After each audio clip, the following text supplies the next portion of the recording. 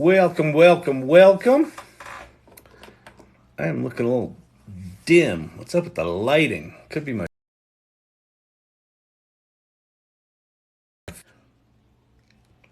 Maybe. Do-do-do. Lunastick, what's happening? What's shaking, Lunastick? How you doing, girl? What's up, girl? How you doing? How you doing? No, how you doing? Harlan Hobbs. Sunseeker. What's shaking? Ni hao. Ni hao. Print, hello world. Hey, you got notified I went live. I'm just going live, Print World, so apparently you asking me if I was going live let TikTok know you wanted to know I was going live. The mysteries of TikTok. Happy Saturday night, everybody. Finally, cool, welcome. The t-shirt tonight, Fender. It looks like I've had it forever, but it's just one of those shitty Target distressed things. I sold all my electric guitars because I realized that playing electric guitar is actually a different instrument than playing acoustic guitar. I was waiting all excitedly like I used to for SNL back in the Phil Hartman days. Fender's a good guitar. Evaporated ink. Hey, buddy. Hey, irregular. Steve-O. That movie you and Johnny Knoxville did, awesome. It's classic. Classic, Steve-O. Amazing. You're great. That one where you got the staples in your ass, that was the best. Amazing. Just like the preparation, the execution. Welcome, everyone. Welcome. Happy Saturday night. This is the AI Learning Lab. My name is Kyle Shannon. As you can tell, I'm a bit of a cut-up. Some call it idiot. So what we do here is we talk about AI. We have fun doing it. It's like, if you got nothing to do on a Saturday night, why not hang out with a 58-year-old waxing poetic about the future of AI? That's what we do here.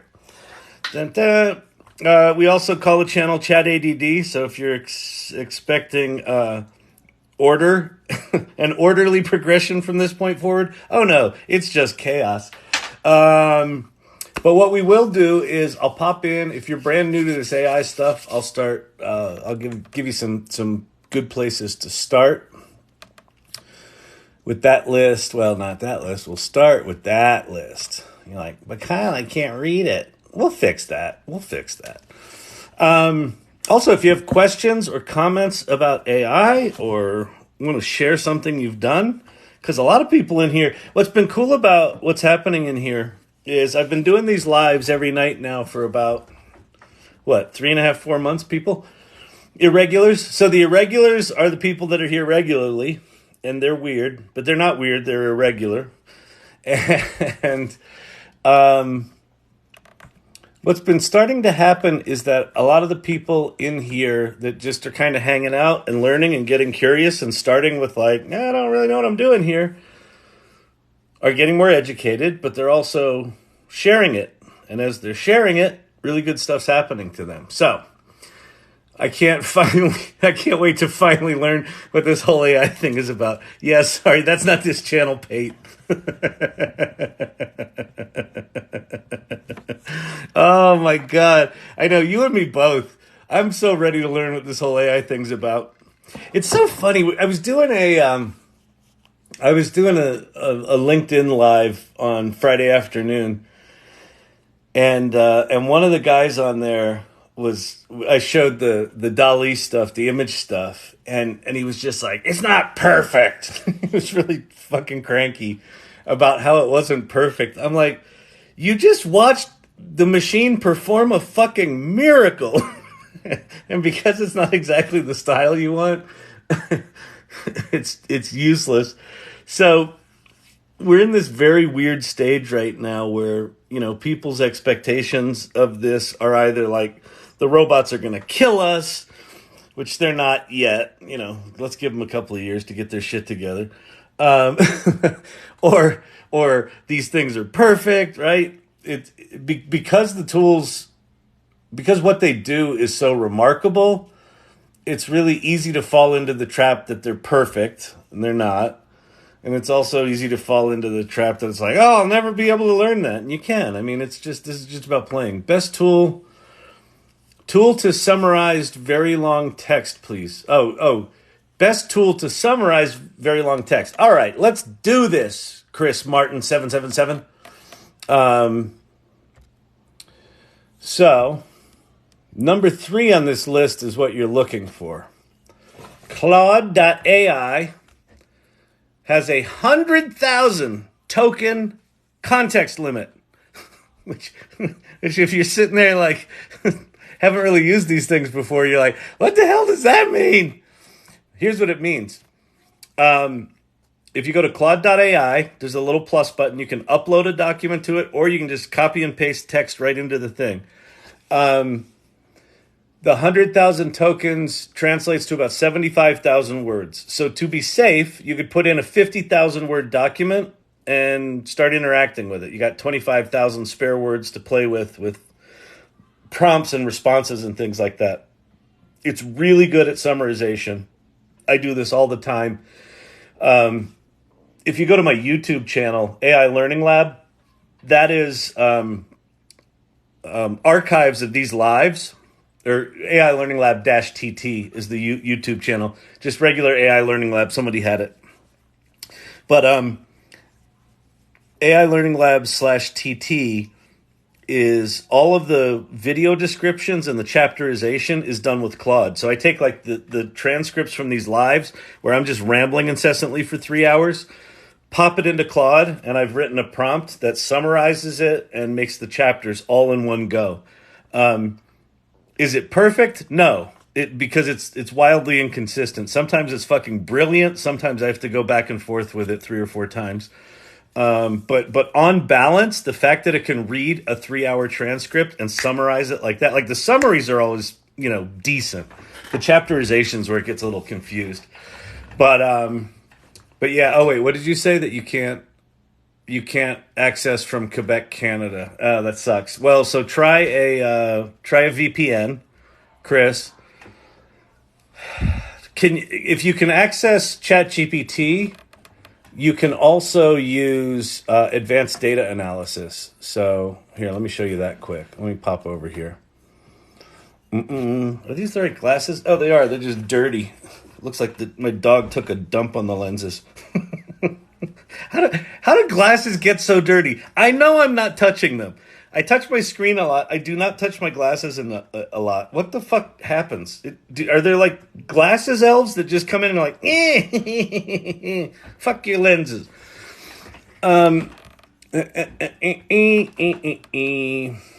So if we're at ChatGPT,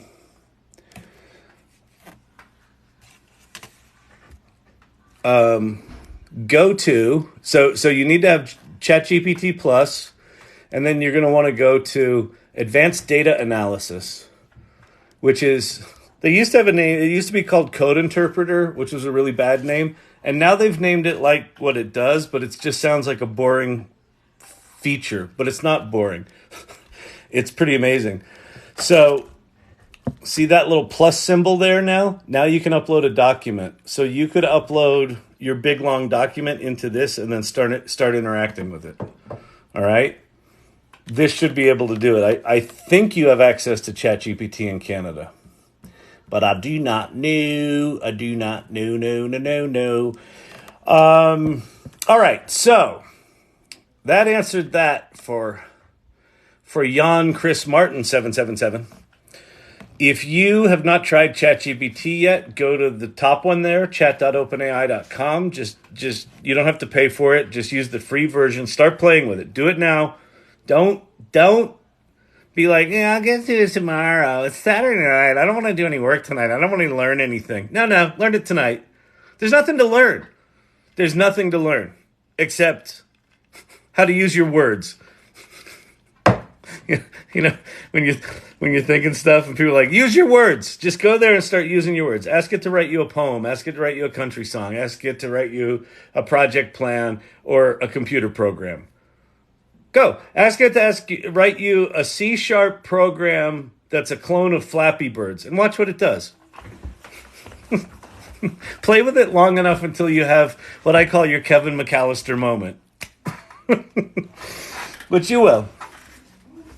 And then at that point, then you're ready to start. Just get curious about it. What you'll find out about these tools is that they're not as intimidating as they seem. You don't need to have a computer science degree. You don't need to be a mathematician or a researcher or a programmer. So they're not as difficult as they might seem from the outside. And yet, they're significantly more profound than you think they might be. It's a really cool kind of... I don't know. It's a remarkable thing. A remarkable thing. Very remarkable. Ba-da-ba-bam. So what else? Bard.google.com. That's Google's entry into this. It's not bad. It doesn't deserve to be in second place, but they're about to announce a thing called Gemini that I think is going to put this in second place. And according to them, it's going to be 5 times better than GPT-4. I don't buy it. Pate, I love you, brother, but I don't buy it's 5 times better than GPT-4. Hey, if it is, awesome. It'll go right to the top. If it's as good as GPT-4, it's still remarkable. So Bard has gotten much, much better over the past 3 months, and I think it's going to get dramatically better. Like I said, Claude can do big things. Bing is Microsoft's version of ChatGPT. It's connected to the internet. It can make images using DALL-E 3, which I'll show in a second. That's the adults table. Here's the kids table. You got Pi, which Pi's like a cute little, we call it Chatty GPT in here. Chatty GPT is, you put it into conversation mode. So go get the iOS app, the iOS version of Pi. Company's called Inflection. And then put it into talk mode. There's a little green phone icon and just start talking to it. It's quite remarkable. Perplexity.ai, really good tool. Labs.perplexity lets you play with Meta's Llama 2 models. Winston, are you here? Silver Fox, thank you for the ruse. Very nice indeed. Oh, Silver Fox reached member level 16. She ascends. Yes, the AI Learning Lab is a competition. There are winners. There are losers. We don't like the losers. But Kyle, you can't say winners and losers. It's 2023. We'll get triggered. No. Sorry. I grew up in a time where the trophy meant you won. Everyone else went home depressed. You can't go home from a competition where most of the people are not depressed. It's not a competition. Anyway, Poe.com is also good to check out. Okay, you want to make pretty pitches? Here's the things there. Feel free to screenshot these if you want. Bing.com/create is now DALL-E 3. I've got access to DALL-E 3 inside ChatGPT, which I'll show you in a second. It's mind-boggling. Is it mind-boggling? I'm tempering my thought on it because the dude in my LinkedIn Live was like, it's not perfect. None of these tools are perfect. In fact, we kind of have a running visual gag in here that most of these images were made in ideogram. Where is it? There it is. Janky pieces of shit. All of this AI stuff right now lives in the level of don't expect this software to do all the stuff you want it to do. Because you'll start playing with it and you'll be like, oh, well, it should do this. It won't do that. And then you should be like, well, it should be able to spell better. And no. And then, and then you're like, well, it shouldn't make mistakes. I get it. But it's just the way it is right now. So we'll go play with that. Midjourney, if you want really high quality art, is still the best, although DALL-E 3 is, I have a feeling they're going to give them a run for their money pretty soon. And the convenience of making art inside of a ChatGPT conversation, for me, for the bulk of what I create visually, I don't need to go to Midjourney anymore. And it's weird because before I thought if I need something good, I'll go to Midjourney. And now it's like, I just need something good enough and I want to put text on it and I want to do it within the context of a conversation. I don't even think about it anymore. So this Midjourney for me has dropped to like 15-20% of my consideration if I want to make an image. Ideogram I was using all the time and now I'm not using it all. Adobe, but it does text. So if you don't have access to DALL-E 3 and you don't want to play with it at Bing, or you can't, ideogram.ai is really good. The Adobe products, Firefly and Adobe Express and Photoshop Generative Fill, are good and getting better. They seem to be aggressively leaning into this generative AI stuff. They're doing it in a way that's safe for artists, which if you work for a big company or that's important to you, pay attention there. Stable Diffusion's not on this list just because it requires you to be a bit more geeky.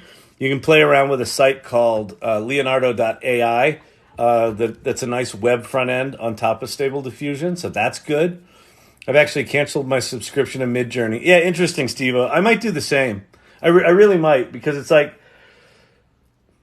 if Midjourney hadn't been so, like, the CEO there's just kind of this pompous, NFT bro type personality dude, and I think he's like, well, Midjourney's cool. It's like yeah, but you're not going to get to the masses in Midjourney. Like, I don't know. Midjourney's not great. I mean, Discord's not great. The fact that you have to do shit inside Discord's a bit of a drag. So anyway, yeah, I might cancel my subscription there as well.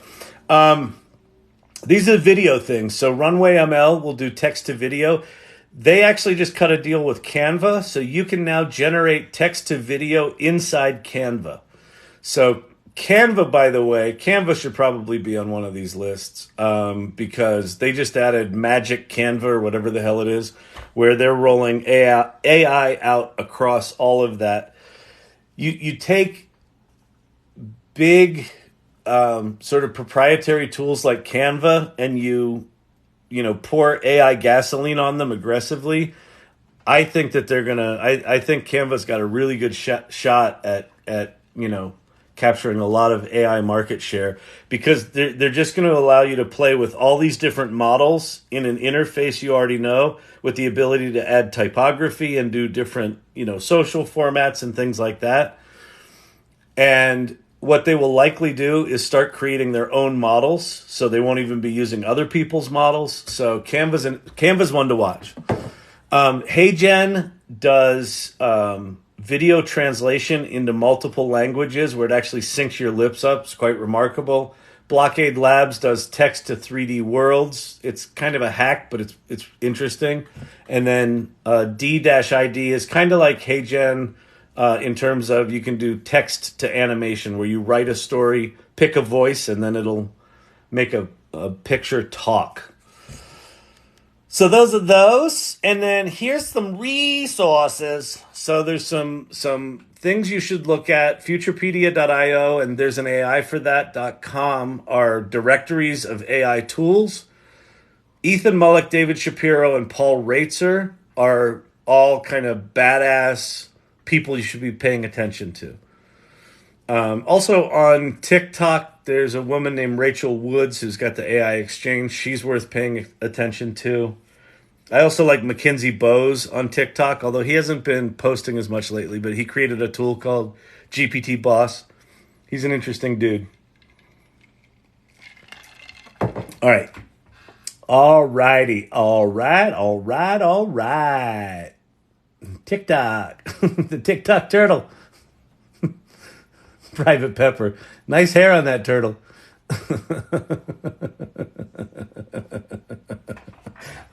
Look, people are picking on me. Wait, let me flip this.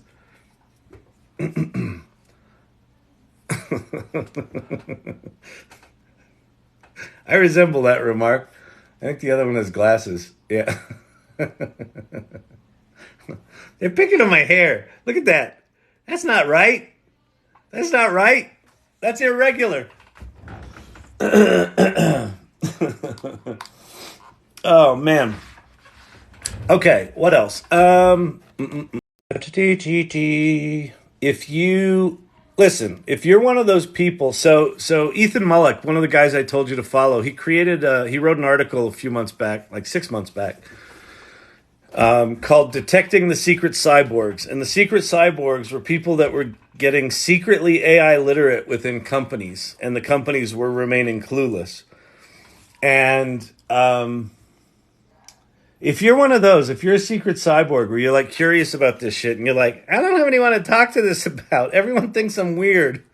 People are angry about AI. What do I do? Every time I talk about it, they're like, AI is going to kill us. What are you doing? What are you doing with your life? Come hang out here. I created a community called the AI Salon last December because I had a feeling there were going to be a bunch of us weirdos trying to figure this shit out. And the other people are like, what is that? Robots are going to kill us? So we meet every other Tuesday. The next meeting is this coming Tuesday. We have speakers. We have guilds now. We just added guilds. We have a Discord channel where you can hang out and ask questions and things like that. As much as I hate Discord, it's a decent community platform. So if you go to the AI Salon or the salon.ai, it's a link tree with a link to our meetups, a link to a mission statement and values, and a link to the Discord. And there's other shit in there, but those are the big first three links. All right. So that's that. Let me show you one other thing. If you're in Colorado, hang on a second, LinkedIn. No.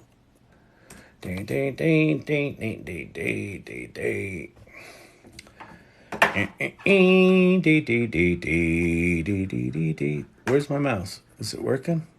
Where is it? Come on. There we go.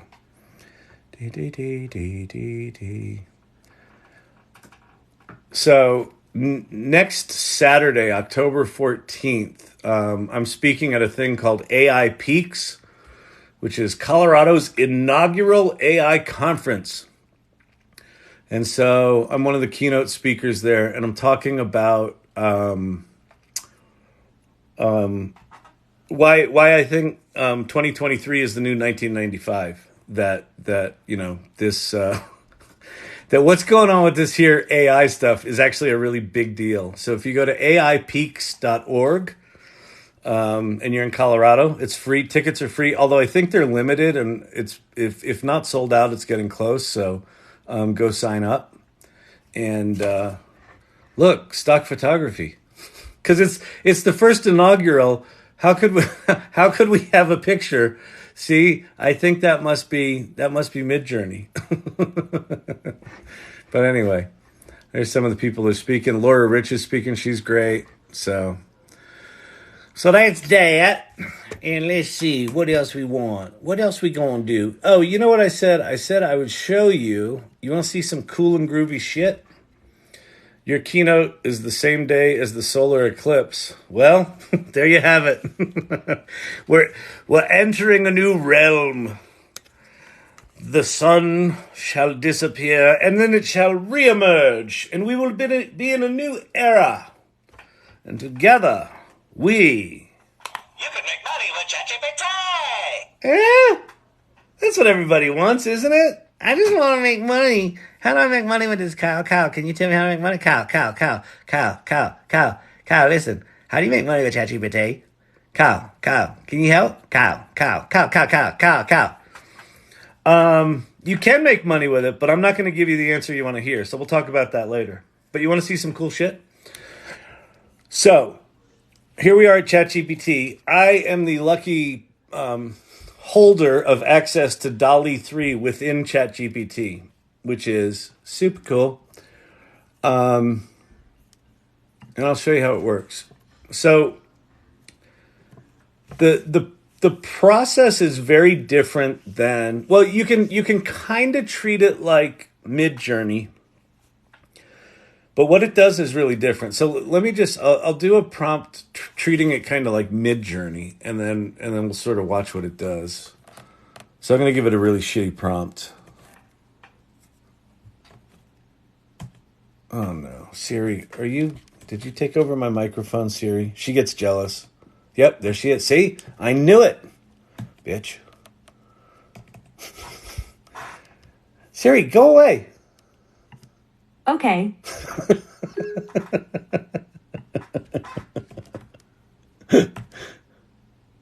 Come on. Oh my God, do I actually have to type? Please. There we go. Hello? Create an image of a 1970s muscle car in an abandoned garage in landscape orientation, period. The car should be pristine and shiny, like it's new off the showroom floor, period. The factory should be grungy and dilapidated.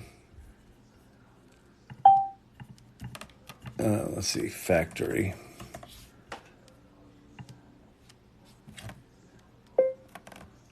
Sunlight should stream through the broken windows, creating dramatic shadows and a compelling picture. So already, even though I'm just sort of jumping right in and saying, make me an image, already the way you can talk to ChatGPT is you can just describe stuff where I wouldn't write this the same way with Midjourney, right? I would write it more like a series of kind of Google prompts where you've got, I don't know, you've just got more, you're more prescriptive. Here I can be just more like I'm talking to an art director. So then you hit return and it fires off effectively the plugin, the DALL-E 3 plugin, and then it writes its own prompts. So what it's doing right now is it's taking what I wrote and it's prompting itself. So photo of a pristine and shiny 1970s muscle car parked inside an old, grungy, and dilapidated factory.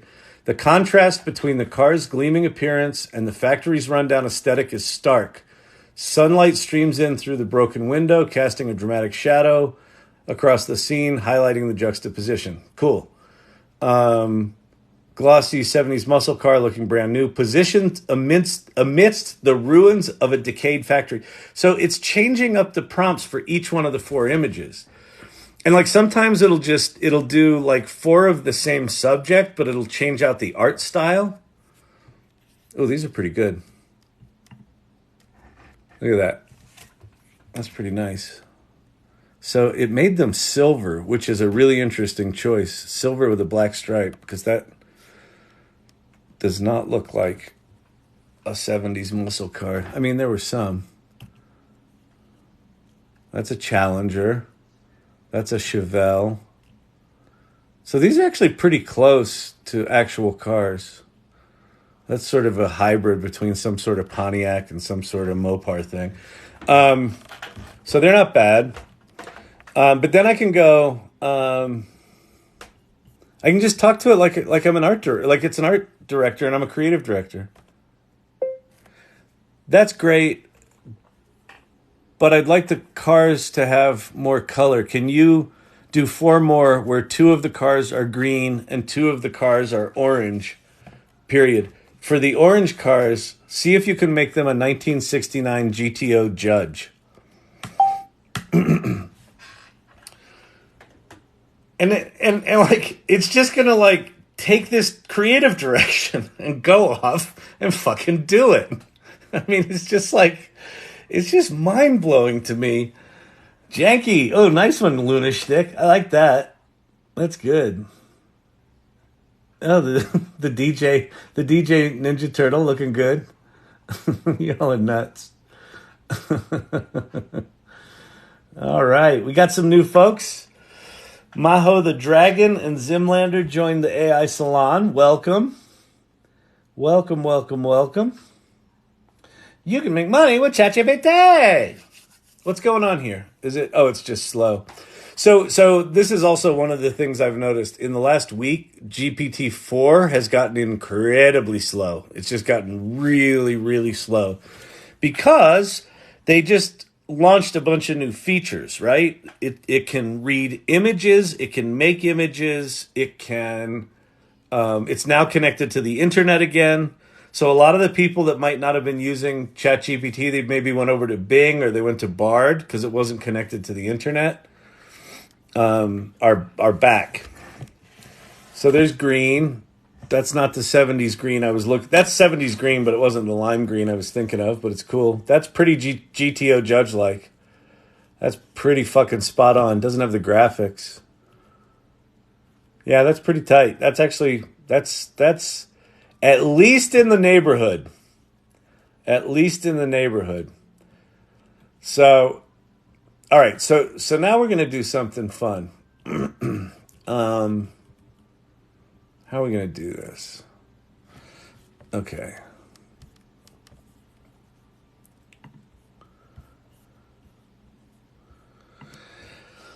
So one of the other things that DALL-E 3 does really well is, I don't know of a better term for this, but like prompt coherence or prompt accuracy. So when you're working in Midjourney, if you say like, I want, this kind of person, that kind of person, and that kind of person, it'll sometimes blend them together. Or if you want this kind of object in the foreground and this kind of object in the background, it just doesn't do multiple objects well. So you have to get clever about how you add objects into Midjourney. This is really good. So we're going to do this. We're going to do...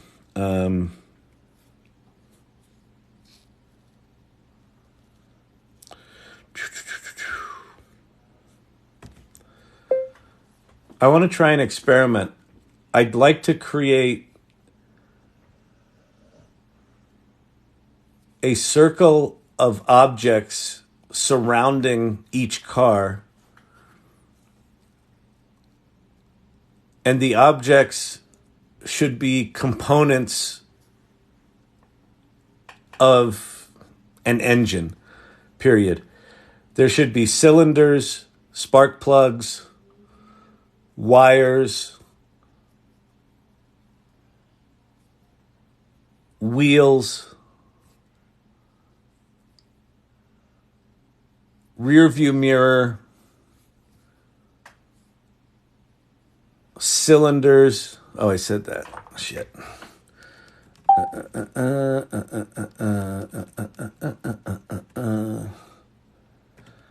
A camshaft, transmission gears, and a muffler, period.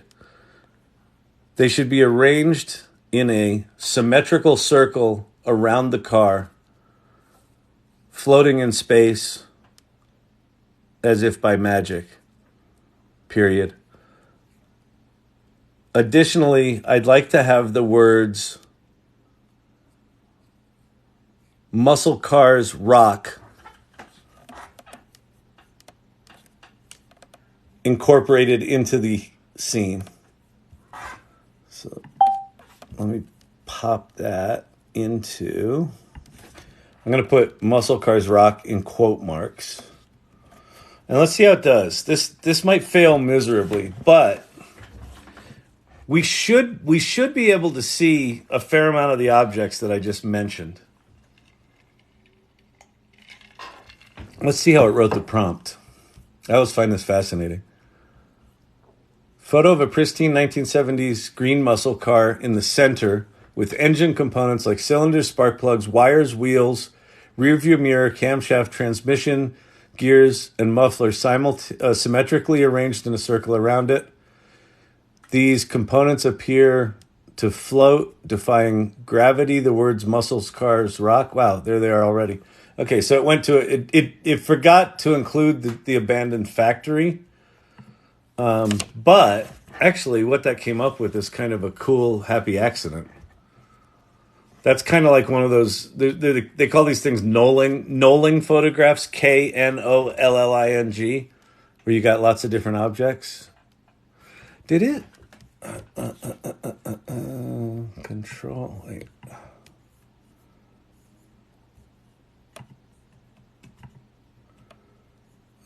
Copy image link, new. Why did that not go there? Oh, it's downloading it. God, yeah, shove, rig 'em, frig 'em, rock 'em, sock 'em. I'm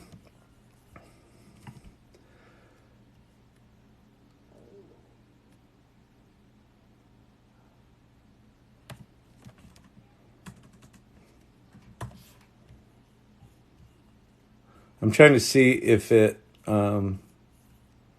if the words are right. Not really. But there's wheels, there's an engine, there's gears, there's a muffler, there's a spring. So I kind of got it. That one's really cool. Look at that muscle cars. This is really good, actually. I'm going to save this one. I like this one. This is cool. See, I would go Photoshop in at this point. I'd go Photoshop in some Judge graphics on this bad boy. That's a cool t-shirt. And this is one of the things about the kind of serendipity. Let's see, muscle cars rock. The serendipity of these tools right now, because they're not perfect, especially when you're doing something like this, where we're just kind of experimenting and playing around. You can stumble upon really amazing things. This is also one of the things that I talk about a lot is this idea of what I call lateral play. So play around with these tools, even if it's not what you do or are interested in, because you will stumble upon things it can do that you're like, oh, that's pretty something. I should go do something like that. Like, this is a really good example of that. Did that add that? No. That's going in the permanent archive, people. Look how cool that is. Muscle cars rock. Everything's orange and silver. Come on, man. Are you kidding me? It's a 69 GTO Judge. This line's a little low, but it's close. And that door seems really bad, but damn, that's cool. Okay, back to this thing. So I'm going to show you one other thing to do here. Oh, let's go look at the other two images. That one's pretty slick. That one is too. I mean, like, these are all really interesting kind of graphics. It's not exactly what I gave it. Let me give it one other adjustment. While I like this look and feel, it seems like we forgot to have the car sitting in the abandoned factory, period. Can you combine the first concepts we played with this new floating objects concept into a new series of 4 cars, 2 green and 2 orange, period. Also make the green more of a lime green than that 70s muted green. So, like, because I'm not really necessarily seeing your comments in real time right now. This is mind-boggling to me that I can essentially have a creative director conversation, and this thing's just doing it, and it's doing it quickly, right? It's doing it quickly enough that it's tolerable to do it on something like this. I don't know. Anyone? Y'all, like, this is crazy, isn't it? Is it me? Pop in the comments down below, like, what are your thoughts as you've been watching this? I'm just curious. You're being way too nice. Maybe. What am I being nice to? I'm being nice because it gave me a shitty scene. What was that Ethan guy's last name? Ethan Mollick is the guy's name. His blog is called oneusefulthing.org. Ethan Mollick. So let me describe these three dudes. So Ethan Mollick is a Wharton Business School professor. He's been kind of deep diving on this generative AI stuff for a couple of years now. He does it really methodically. They're doing a lot of studies. He's really innovating in education. He talks a lot about, I just quoted him in a LinkedIn post the other day that said, ChatGPT detectors do not work. Don't use them. Really interesting guy, really interesting work. David Shapiro, genius, has written 5 books on artificial general intelligence. He's got a cognitive architecture open source project right now that's fascinating, and he makes amazing YouTube videos, and he does like 2 or 3 a week that are like they're like high enough quality and like well produced enough with, PowerPoint presentations and shit like that. If he did one of them a month, I'd be impressed. And he's doing like 2 or 3 a week. And then Paul Raitzer, the Marketing AI Institute, was started like 5 years ago. So he's been looking at this shit long before ChatGPT came along. And then when ChatGPT came along, he's like, holy shit, this is why we're here. These tools are evolving nicely. We need to invent some new terms for janky. We can do that, motherly advice. Crappy, incomplete. Ooh, that's a cool image. That's cool. And I don't think janky has an E in it, does it? Wait, we got to ask ChatGPT this. Oh, look, these are cool. We'll go look at those in a second. But let me ask, I can just do it in here.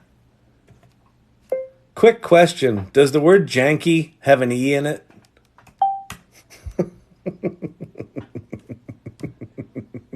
No, the word janky does not have an E in it. It's slang often used to describe something that is of poor quality, unreliable, or awkward. That is the perfect description of all these AI tools right now. And yet, as much as I make fun of them and call them janky, don't get me wrong. I wouldn't be spending 3 hours a night on fucking TikTok doing these lives if I didn't think this was the most profoundly powerful technology in the history of mankind. So those two things can coexist in the same space. We're very, very early. We're very early. And that's why I point that out, because a couple of things. We've been hearing about AI for decades in the movies. AI's been around for decades. What's different is what happened on November 30th last year. We're coming up on the 1-year anniversary of ChatGPT, changed everything. It made these powerful machine learning tools available to the rest of us, basically. And that changes everything. So there was a similar transition that happened with the internet, and the World Wide Web made the internet accessible by everyone. This is the same kind of thing. So, yeah.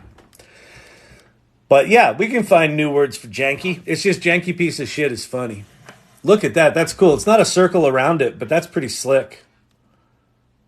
I mean, think about this. If you were just wanting to do like a nostalgia piece on 70s muscle cars, for a magazine or for a blog post or something like that, and you wanted to talk about, car culture and tinkering and, blowing the doors off these things.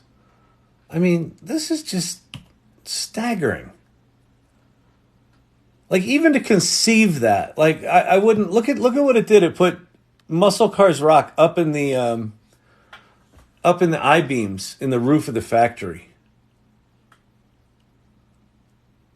It's floating like a god, like it deserves to be.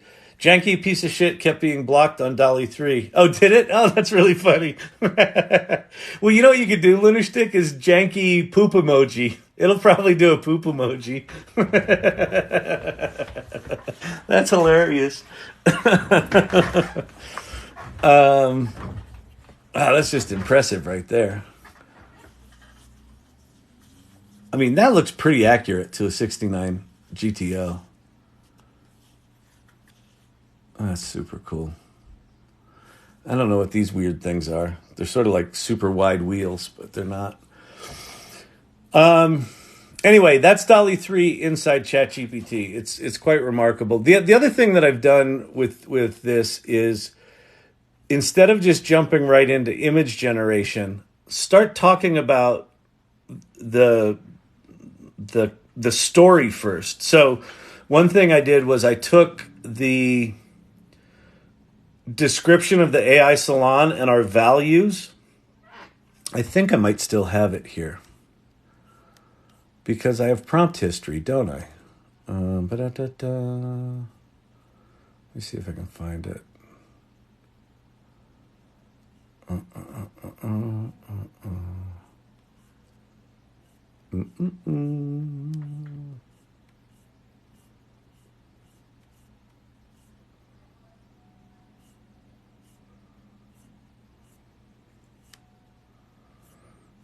Did I miss it?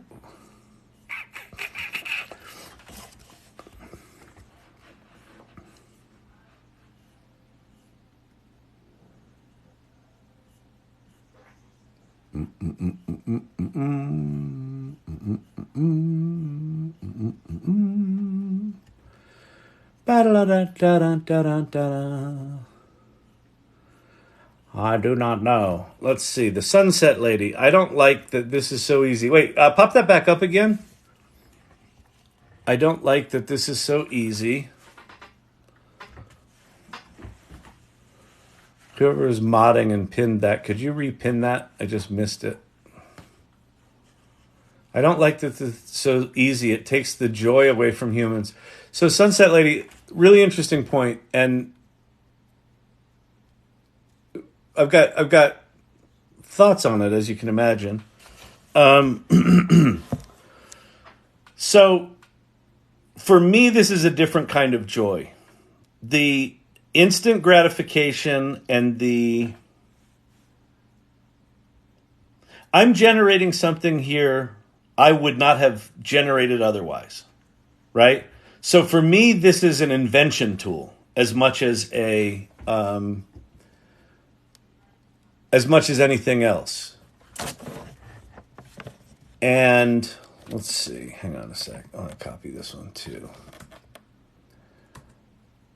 I'll put that there because that's cool. Muscle cars rock.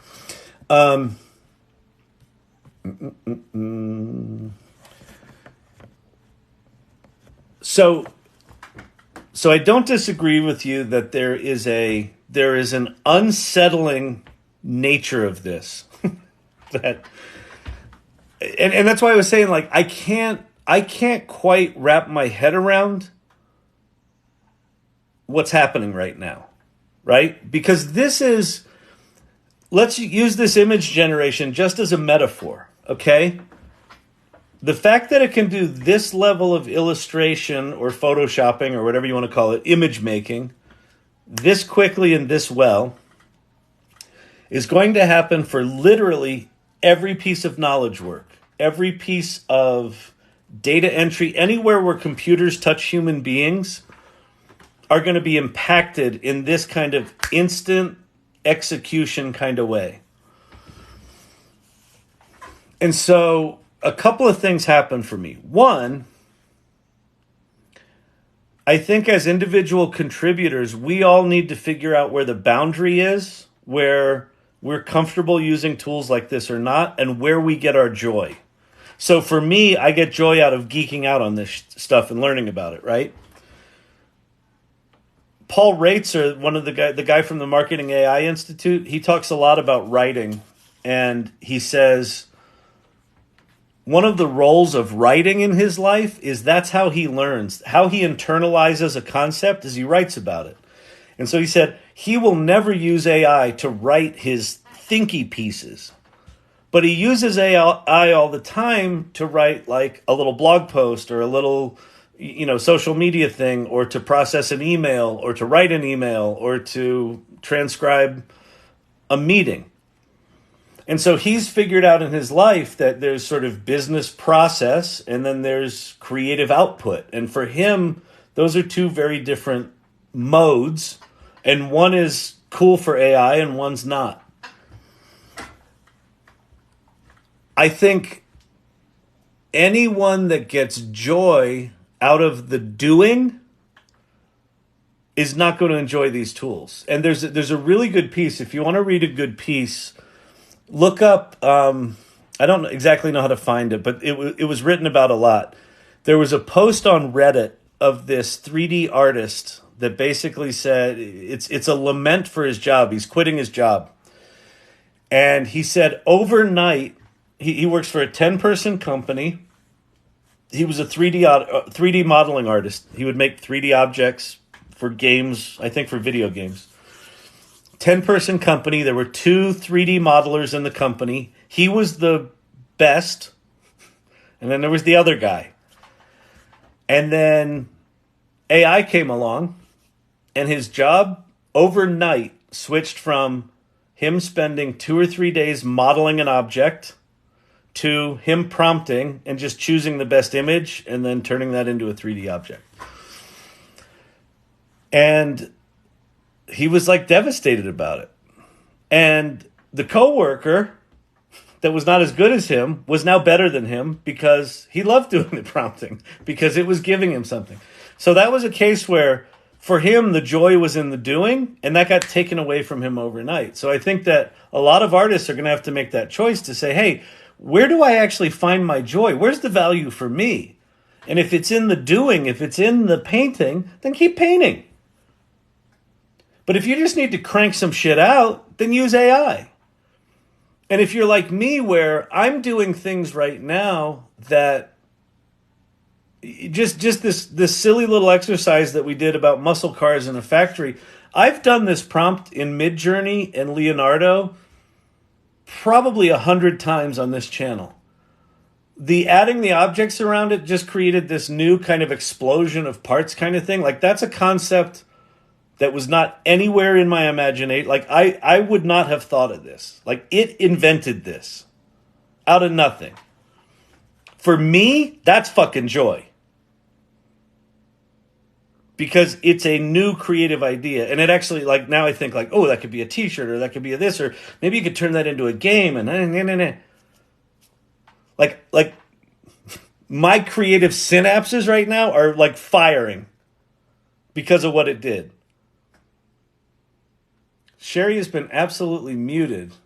I don't have a way to undo it. That's bad. Let me see if I can fix that. Oh, Sherry, that sucks. Let me see. How do I do this? That's stickers. Where's my... Where? Hold, please. Settings. Settings. Moderator. Oh, wait. Muted accounts. No muted accounts. So she's not been muted officially. Moderators. Oh, she's no longer on the moderator list. All right, let me see if I can add her.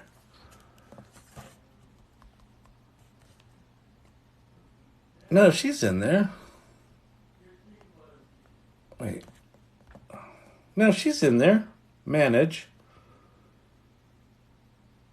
She should be okay. Just, Sherry, just log out and log back in. See if it's... Oh, Sherry Banks. Okay, wait. You're back. Okay, you're back. I thought it was Sherry Banks. Let me see if you're a moderator. I think you are. Hang on a sec. Hold, please. I don't... Maybe you weren't ever a moderator. I can make you a moderator if you want to be one. No, I can't. I've got to follow you. All right, I'll figure that out. Let me know if you wanna be a moderator, Sherry Banks. Are you seeing my chats? Yes, Ron. Someone just pinned it, so I saw it because they pinned it. Yes, I have ChatGPT 4. Can I access DALL-E 3 from the inside? You will be able to, Chris Martin, but I don't know how quickly they're rolling out the DALL-E 3 access. If you can play with Bing right now, Bing's image generator is DALL-E 3. It's not as slick as the ChatGPT implementation, but it's pretty good. So it's the same engine, right? So the same engine that I'm doing all this with is in Bing. AI still needs human assistance to be good. Absolutely. And it will. I think it will for a while. And it's not even that. So listen. Will AI need human assistance to be good? Nope. I think within 3 years, these tools are going to be at or above almost all capabilities. I'm super ADHD, so AI has been a miracle for me. Just to get the momentum on a project alone is great. That's exactly it for me, Tyler. It's this is I can take a vapor of an idea and I can manifest it in minutes, and then I can look at it and go, is that shit or not? And to your point, Ron, so I think these tools are going to get remarkably good, where it really won't need human beings, but these are still tools. These are tools. They're not magic. They're not doing, they're not they're not using us. We're using them, right? Microsoft calls their AI tools Copilot. That's the right name in my opinion. We're the pilot. It's the Copilot. So it's like this really enthusiastic lapdog that will do anything for you.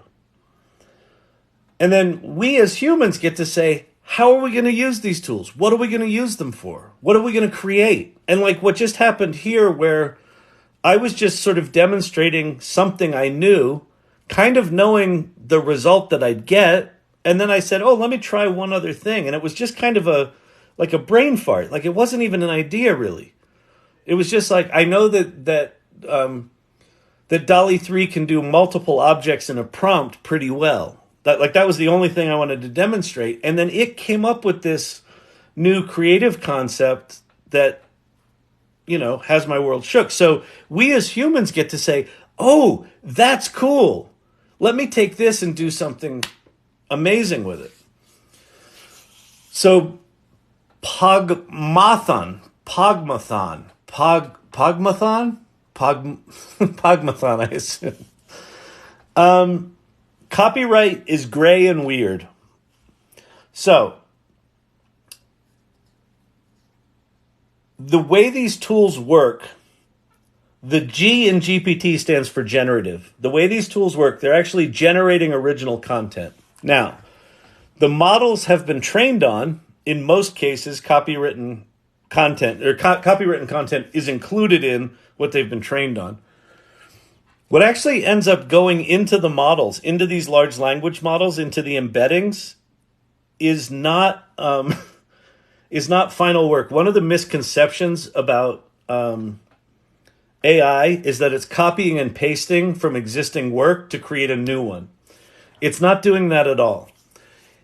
It's more akin, like in the way it generates these art images, it's actually more akin to me going to college for 4 years, learning about Andy Warhol, getting really inspired by Andy Warhol, and then I leave college and I make art like Andy Warhol. It's still me making art, but it's heavily influenced by what I learned in college. Thank you for the lemonade. Very tasty. Now, it's good enough at doing that sometimes it kind of crosses the line, right? But right now, can you use that image for a client? Copyright law. It is, so I have a degree in acting, but I have written 7 screenplays, so I've been paying attention to this stuff and the Writers Guild strike and the actors and things like that. Your chances of getting sued are very, very low. If you use Adobe Firefly and Generative Fill, none of their models were trained on copywritten images. So if you want to be safe, use Adobe products. I assume that OpenAI's products were trained on, existing living artists. Stability AI has now made it possible for artists to opt out of the models. There are also interesting things where Getty right now just released their own generative AI tool that is trained on Getty copywritten images, where the photographers are going to get compensated if their images were used. I don't know if it's just amortized across all photographs and all artists and everyone just gets a cut of whatever they make on the AI tool. I don't know how it's working. So the only thing that I know for sure is that for the next 20 years, the intellectual property attorneys are going to get fucking rich because everyone's going to sue everyone. So if can I use this image? Yes. Might I get sued by someone? Possibly. Like I didn't I didn't invoke any artist specific name there. I could take a photograph of a GTO judge and put it in a magazine, so I don't think there's an issue there, right? So I don't think I'll get sued for this. But we're in America here. I am anyway. Anyone can sue anyone for everything. So everyone's going to sue everyone, right? So is there risk? Slight. Now, can I actually copyright this image? That's right now, the copyright artist is saying if it wasn't crafted by a human, no, you can't. Could I argue in a copyright case that all of the prompting that I did and all of these iterations where I said, no, that's not right. Oh, that's interesting. Oh, make it different. Put it back in a factory that led to this image. And then I chose this image and then I put that in Photoshop and I refined it and I stuck, judge badging on the car and did shit like that. If I make a case to the Copyright Office that I, as a human, contributed to making that image, then it might be copyrightable. Right now, the one case that's there, they said no. In the style of a living artist, would that prompt pass a copyright test? I think from an ethical standpoint, one of my friends, Kenny, who's a really good creative director and a AI artist, he has made it his personal. He's drawn a personal line in the sand that he won't prompt any image generation tool with a living artist's name. He just tries to get it the old-fashioned way and figure it out with prompting. And so I think, that's that. I think if I say in the style of Greg Rutkowski is an artist that got internet famous because everyone was putting his name into Stable Diffusion prompts, and he got pissed off. He's like, this is taking money out of my pocket.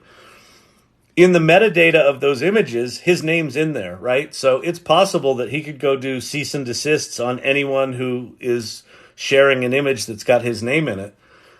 Is it going to be worth his while to do that in a world where there's sort of infinite content generation happening? I don't know. That's why this is a really gray area. As a prompt engineer myself, I can never use an artist name and refuse to. Yeah, exactly. And I think that's a very valid place to be. And ChatGPT, the implementation of this tool in ChatGPT, I asked it to do something in the style of Ansel Adams, and it wouldn't do it. It will not invoke an artist's name. But what it did do was it said, I know enough about his work to be able to describe it. And so ChatGPT itself actually described the look and feel of the photograph that I wanted without using Ansel Adams' name. So then I think in the future where this goes is you take that idea of what Getty Images has done. So they said, okay, we're going to take our library, we're going to train machine learning, generative AI on our existing copywritten stuff that we own the copyrights to, and in conjunction with the artists, we're going to do this. We're going to copyright them. We're going to figure out some way to do attribution. If you scale that model down to the individual, I can absolutely see a time in the near future, probably within 2 years, and I think Adobe is perfectly poised to create this platform. So imagine a platform from Adobe that says, I as an artist can opt out of having my stuff trained, or my artwork used as training. I can opt into having it used as training. I can get attribution, I can get compensated, but I can also create an official model, right? So I'm a photographer. I could take my photography and I could create the official Kyle Shannon photography model. And if Adobe made this platform possible, where I could put it in there and where we're someone, the prompt engineer that just said that they're not invoking an artist's name. Well, what if you could go to Adobe and you could say, let me look for artists whose work I like, and I will invoke their name because their official model is in there. And if I use Kyle Shannon photography as my model and make some images using those cloud pictures, Kyle will get paid for that, and he will get attribution for that. I absolutely see that as a major industry moving forward. Put 1 in comments if this is your first time, 2 if you've been here before, turtle if you're an irregular. I like it, Zach Zero Pippins. That's solid. All right. Put if this is if you're at the AI Learning Lab, this is your first time, put a 1. If you've been here before, put a 2. And if you're just here way more than is fucking reasonable, like me, put a turtle. I love it. And welcome, everybody. My name is Kyle Shannon. This is the AI Learning Lab. I obviously, wax philosophic about this stuff. I like to joke around a little bit. We haven't been joking as much tonight. I haven't been making the funny voices and the... You can make money with ChatGPT! But we do that too. We like to have fun in here. Happy Saturday night. Hope you're all doing well. Let me, since you stumbled onto this channel, like you were flipping through TikTok and you're like, wait, did Alec Baldwin get fat? Is that Rosie O'Donnell? Why am I here? If you're just like not sure why you're here, or if you've heard about AI and you're like, well, I haven't really tried it yet, it scares me. I'm not a technical person. Any of that sort of stuff. You don't need to be a technical person. This is not a technical channel. I have a degree in acting. I'm an entrepreneur. I'm the CEO and founder of a company called Storyvine. It's an 11-and-a-half-year-old video technology company, a video storytelling company. I have become pathologically obsessed with generative AI because in the mid-90s, when I stumbled upon this thing called the World Wide Web, I had this epiphany like, oh my God, this is going to change everything. And it did. And I started one of the early digital agencies, a company called agency.com. And so I didn't think I'd get to experience that again in my lifetime. And yet here we are. So this generative AI stuff, starting for me, the tipping point, the inflection point for the before time and the new time is November 30th, 2022. So less than a year ago, ChatGPT, that site right there, chat.openai, that launched just about a year ago. So if you haven't played with ChatGPT, just go there right now. Just go there right now. Just fucking go. Ask it to write you a country song and describe your significant other or your pet or some cliche or non-cliche situation, and it will write you a country song. Have it write a program for you. Have it write a marketing plan or a project plan or a strategy. It doesn't matter. Just ask it to do some stuff. And just keep playing with it. If you want to hang out and listen to me ramble, then we can have some good times together. We can have some good times. You be like, Kyle, but I don't like the AI. The robots are going to kill us, Kyle. Kyle, why you talk so funny, Kyle? Kyle, can I make money with ChatGPT? You can make money with ChatGPT! Oh, thank you. How do you make money with ChatGPT? Could you tell me that? Kyle. Anyway. All right. Let's go get to some questions, shall we? Hang on, people. What did I do? Yeah, see? Yeah, you Paloka? Yeah, see? Yeah.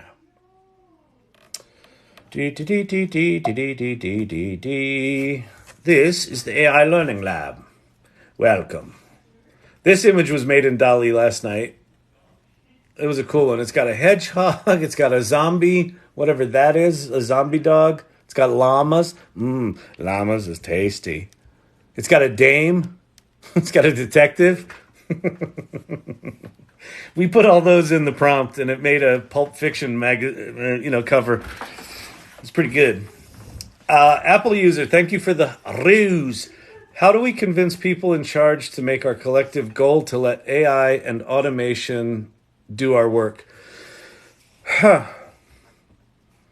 I think people in charge is a little bit broad, Tyler. My philosophy right now, why this channel exists, like why am I doing a TikTok channel?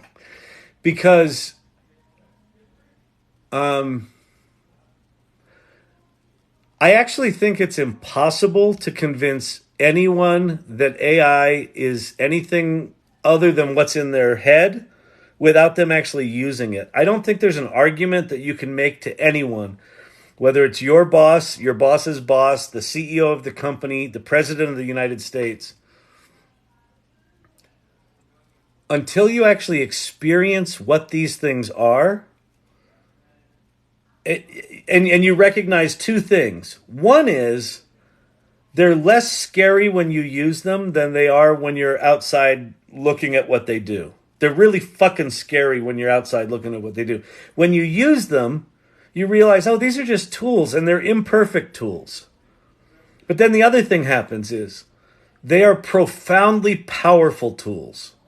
And so the only solution that I know on how to convince people, and I'm not even trying to convince people to use it or love it. I don't give a shit if you love it or hate it. Like, I absolutely respect artists and writers and people that are like, fuck it, I'm never going to use it. Absolutely respect it. I hope that they take that position having used it rather than just sitting on the sidelines, because this shit's coming whether you want it or not. You can take a moral stance that this shit's evil, and if you don't deal with the reality of what it does, you're still going to be struggling to find work, right? Taking a moral stance on AI without being involved in it is kind of the equivalent of a state like Florida passing a law that they're no longer going to accept hurricanes. It's noble, but it's not necessarily a good strategy because the hurricanes are going to keep coming, right? This shit's here. It's not coming. It's here. And the tools as we see them today are as bad as they're ever going to be. They only get better from here. So that speed of ideation, that speed of execution.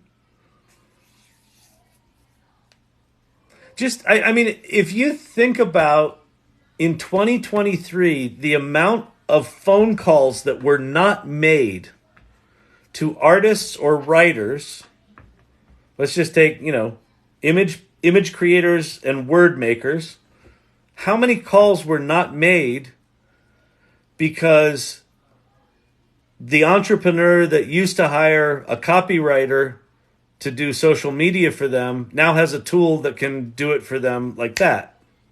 A lot. But you know what ends up happening? That entrepreneur realizes, oh, I actually do need a copywriter, but I need a copywriter that's AI literate, that understands how to use these tools and do things quickly, but I want them to be more like an editor, right? I want them to help me pick the right concepts and do all that sort of stuff. So I think copywriters don't go away, but the role of what they do, I think, changes dramatically. So, all right, let's get to some questions here. In other words, irregulars show the secret sign. We've got a secret handshake. Good day to you, sir. Good day. Good day to you. Print hello. I'm becoming a turtle, I think. Well, at least you got the invitation tonight. I think that puts you in the irregular category. And you showed up. You actually clicked on it when you got the invite. I like that. But if you need a specific concept and keep having to adjust it, aren't you at least creative director? Yeah, that's what I'm saying. Working with ChatGPT is like, I think in some sense we all become, it's not even necessarily creative directors. We all become I did a video on this that's on the channel. And the title of the video is, are you a virtuoso or are you a conductor?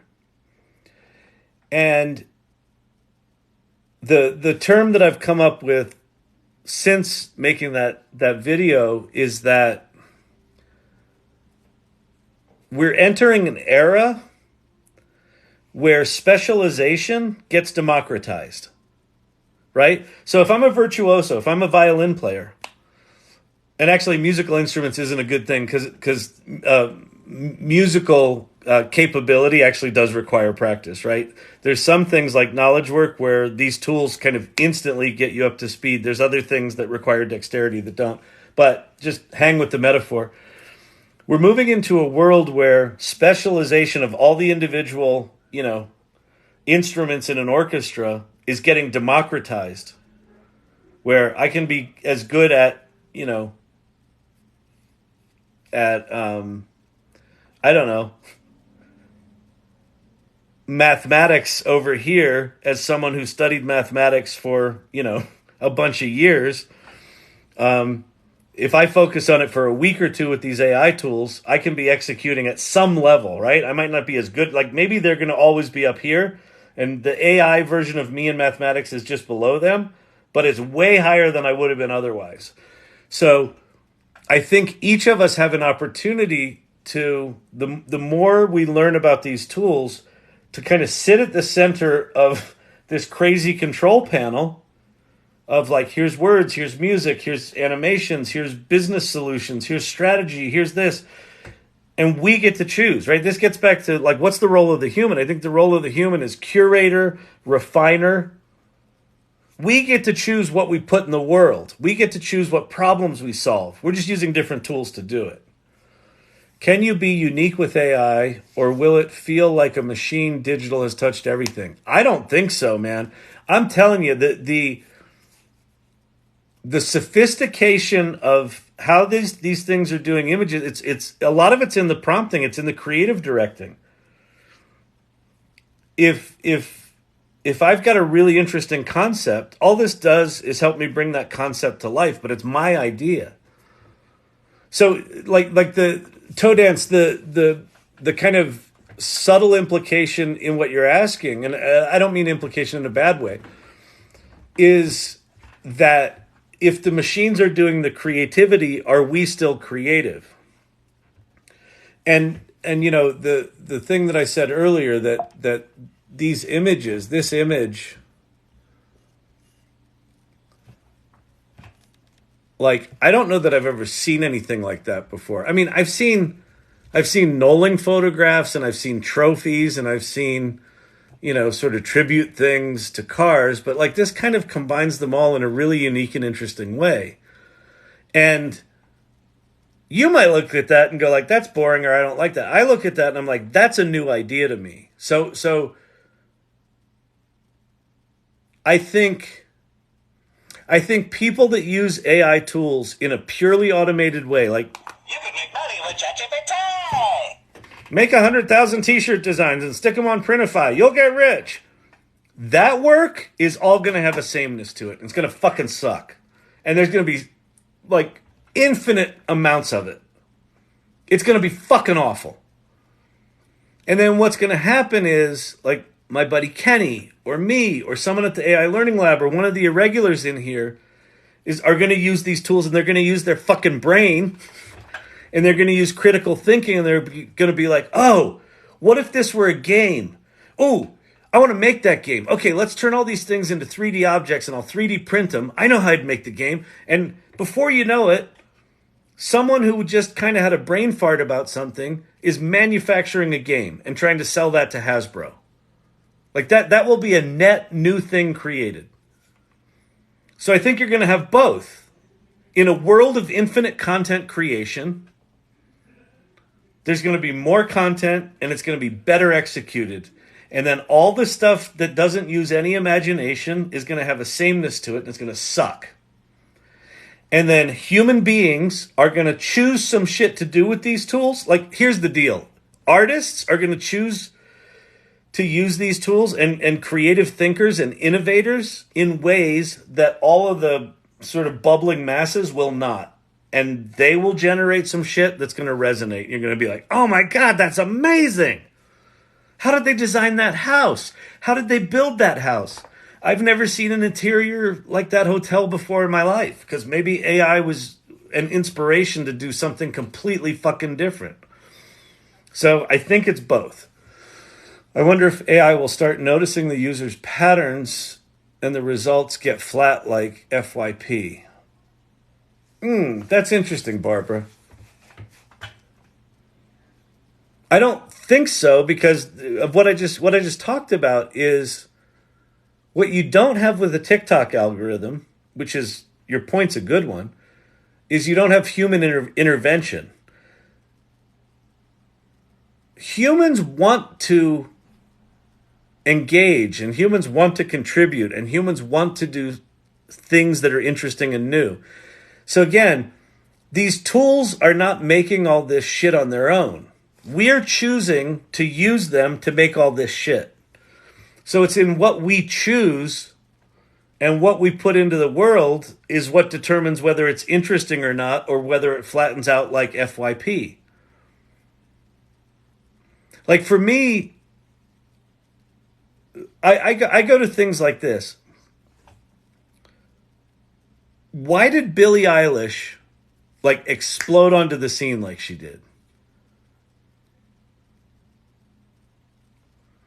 These were songs that her and her brother made in her bedroom. I mean, I know she was performing. She had some stuff there, but there was something in the zeitgeist about who she was, how she sang, what the music was, how it was produced. It was just completely different. It was completely foreign and completely familiar at the same time.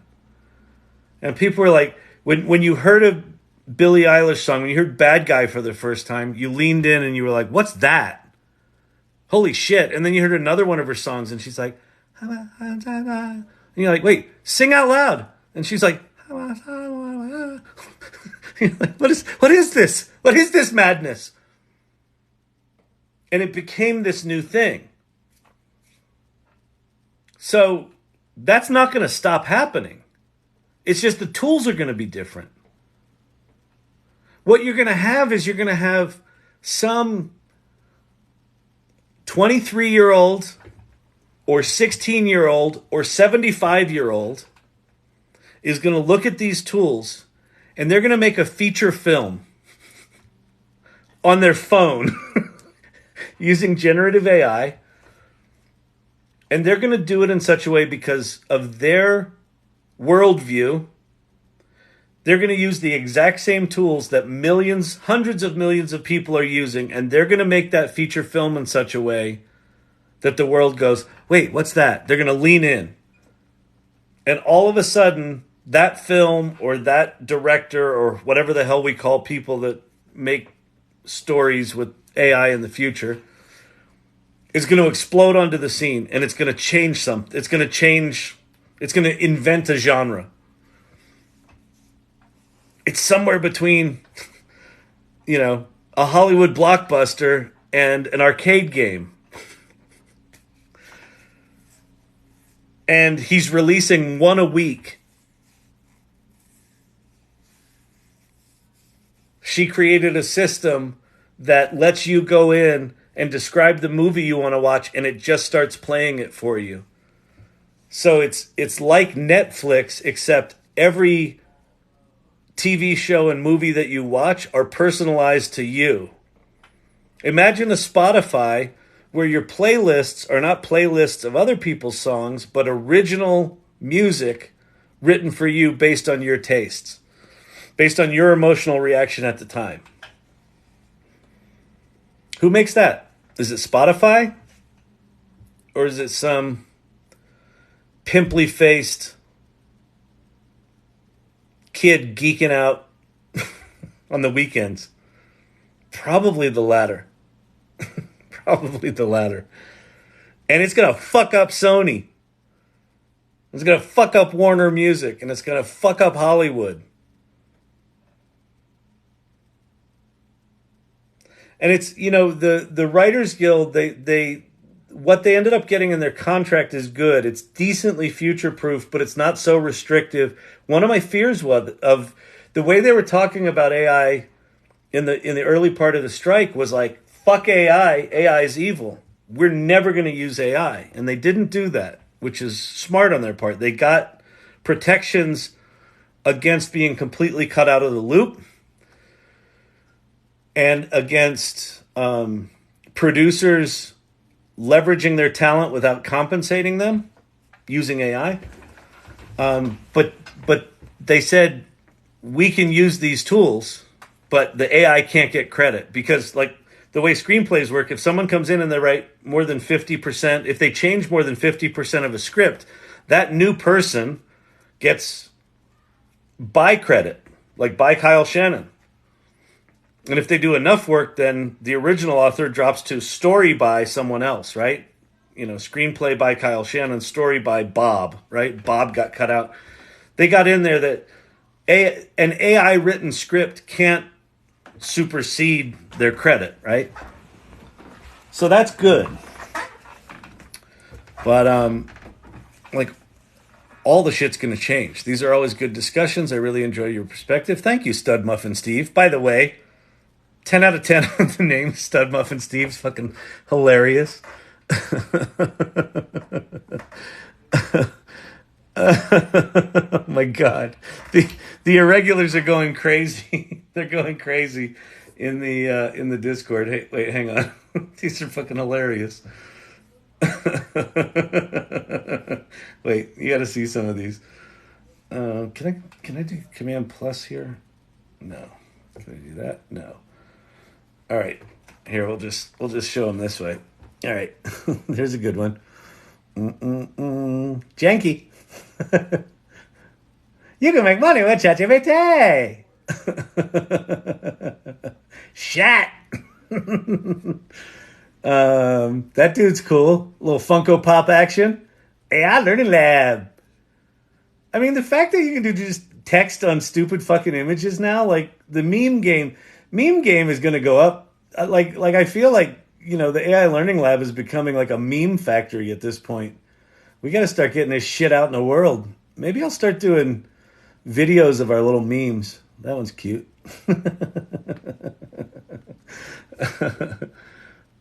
That's really good. And again, this one also says, you can make money with ChatGPT. The door-to-door janky salesman. Since a lot of you are new here, that was pretty good. That's the Billie Eilish, you can make money with ChatGPT thing. Since you're new here, one of the reasons we have a turtle as kind of our mascot is just because I'm an idiot. And one of the videos that I can not laugh to every fucking time I see it, now I won't laugh at it, but is this one. You know it. We all know it. Back here live at the Waterfront Village with my friend, the zombie, Jonathan. You're looking good. Jonathan just got an awesome face paint job. What do you think? I like turtles. All right. You're great, zombie. Good times here at the Waterfront Village. I want to meet that reporter. Oh, my God. I don't know how she kept it together.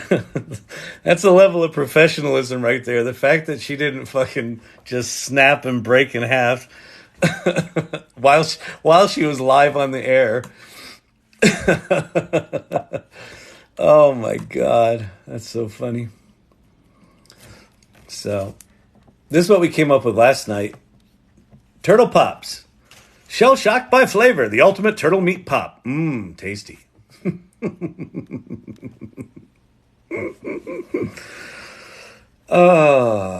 Cliff, example. Acme Widgets wants a new ad campaign. You come up with one. AI delivers on your concept. Exactly. I like turtles. Oh, that's a good one. Someone nailed him. Who did that? Steve-O. By the way, Steve-O's really into AI. Johnny Knoxville, not so much. See? What are you going to do? What are you going to do? You're like, is that Steve-O? Yeah, and I'm Alec Baldwin. I wanted to do a deep dive and see what Jonathan is up to. Let's invite him to guess the AI. Which Jonathan are you talking about, Cabruno? Jonathan who? I got my eyes all dried out or something. It's stinging. Maybe I rubbed some crap in it.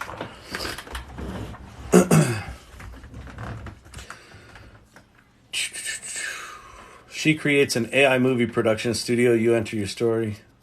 Oh, the Turtle Kid. Oh, that would be fun. That would be fun to bring. Although we walk a really fine line between making fun of Jonathan and celebrating Jonathan. I mean, I know it's been 20 years and he's probably seen all this, but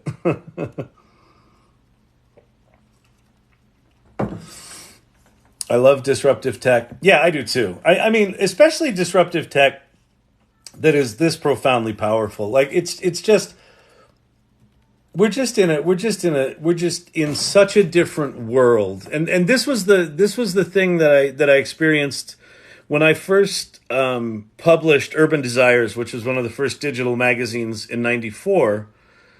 I learned enough HTML to make a zine. And then I uploaded these files from my computer in Brooklyn to a computer in California with a dial-up modem. If you're too young to know what that means, you're an awful person. And 3 weeks later, I got a note from someone on a dial-up bulletin board system that said, "Hey, Kyle, did you know that Urban Desires has been written up in France in Libération, the Parisian news daily?" And I was like, "What? No, I didn't know that."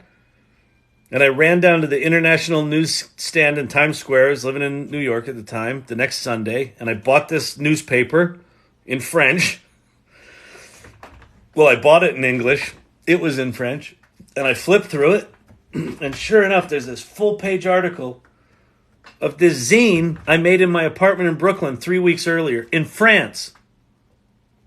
And I knew in that instant the world had changed. Geography had just collapsed, and time just went from a week to instant.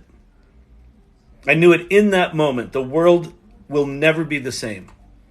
And that's exactly what's happening with this shit. The world is already different. It's just that most people don't know it yet. And anyone right now that's sitting on the sidelines, I think is going to be blindsided by how quick this stuff's coming and how profoundly it's coming. And that's why I do this every night. Have I seen Opus Clip can convert long YouTube vids into shorter TikToks? I haven't. I'll check it out. There's a lot of those things. They all seem to be pretty expensive. I'd like to find one that's cheap because I would love to be able to take these lives. And when I occasionally stumble into saying something interesting, I would love to be able to turn those into shorts really easily. What's it called? Opus Clip? I'll check it out. The problem is, like, all of the things are like, they give you up to like 180 minutes for Siri. No. Bad girl. Go away. Siri. Here's what I found. Siri, go away. Okay.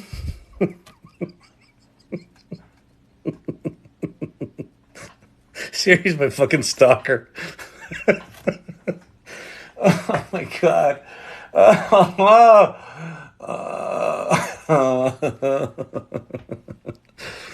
Oh, what was I doing? I got distracted. Oh, Opus Clip.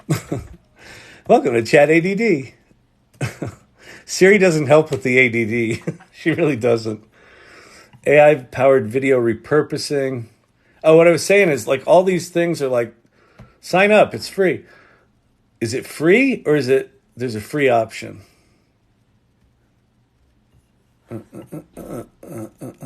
Get your clips via email. I don't care how I get them. $13, 200 upload minutes. Here's the problem. I do a 3-hour live every fucking night. So it's $13 for 200 minutes. It's 180 minutes for every one of these. Or let's say 150.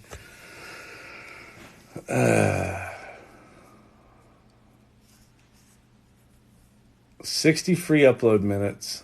Yeah.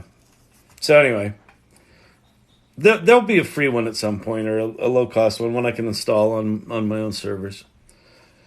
His name's Jonathan. We love Jonathan. We do love Jonathan. It would be fun to have him on, just see what he's up to. So maybe he's into AI. Like, maybe Jonathan will become like our new mascot.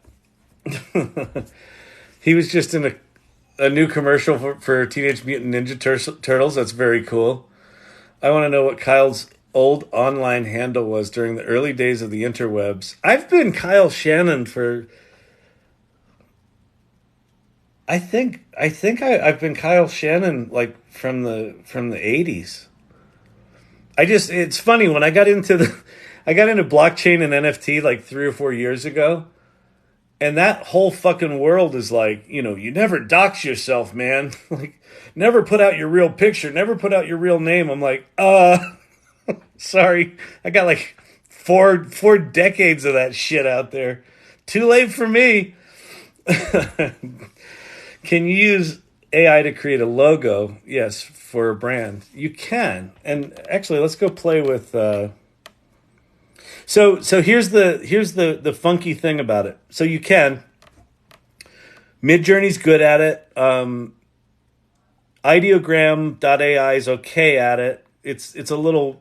Ideogram's text is a little just janky.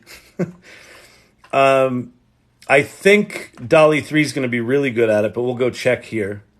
The one thing that Ideogram has that I'm assuming that this doesn't is Ideogram. If you put in like the Miami Dolphins logo, Ideogram's actually good at doing existing logos. So you could have it create an existing logo and then maybe use that as a source to like iterate off a logo or something like that. But let's go play with ChatGPT for a second. What are some of the websites you all use to create logos? Listen, if you just want like a really basic logo, a lot of the logo generation sites that are basically taking like clip art elements and then quickly mixing those with different typefaces, they're fine. Like, you don't need AI for everything. If you want a sophisticated logo, like we were joking around the other night and did... Where is it? That one.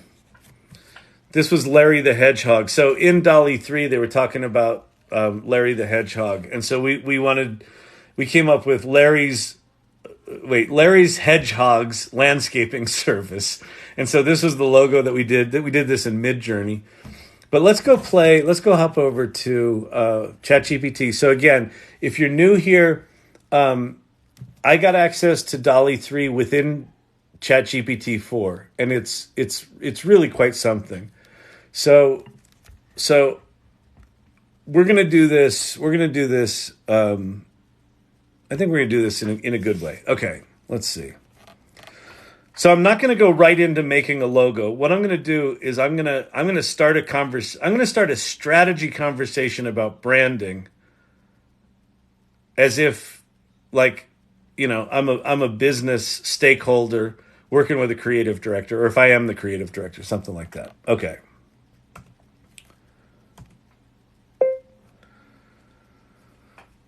I want you to act as a branding expert, and we're going to come up with some branding for a new company, period. But before we do that, I want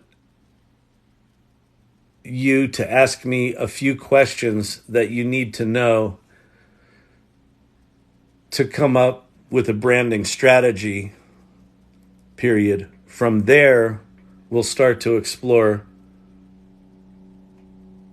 concepts, period. Only when I choose one of the concepts will we start exploring what logos might look like, period. Do you understand? And so this approach of working with ChatGPT as kind of a collaborative partner before jumping into doing images and things like that, the more you understand about how these large language models work, the more context that you can provide ChatGPT, the better it gets at doing very specific tasks.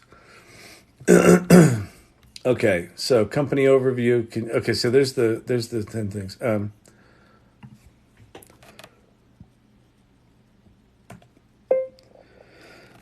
Okay, these are great. I'm in a bit of a rush, so I might not give you a ton of detail, period. The company is for a sprinkler system maintenance company, and the value proposition is that for $50, they'll blow out your sprinkler system in the fall, and for $100, they'll do that plus turn it back on in the spring, period. You never have to remember a thing. They just do it, and your pipes will never freeze again, period. I want to create a name for the company that is memorable, and the target audience is lazy people who own houses and have enough money to not think about this crap.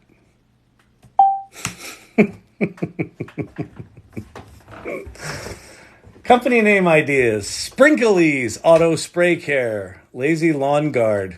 That's pretty good. Set Forget Sprinklers, Seasonal Spray Saver. Branding concept, tone and personality, taglines. Set it, forget it. We've got your sprinkler sorted. That's very English. For the lawn lover with better things to do. Okay. So I love the tagline, for the lawn lover with better things to do, comma, but I'm not happy with any of the names, period. Now that we have that as a tagline, give me 10 possible company name ideas. Lawn Lux, no. Where's lawn lover in here? Sprinkler sabbatical. Eavesdrops. Turfscape time. These are all bad. Mistminder. Mistminder's not bad.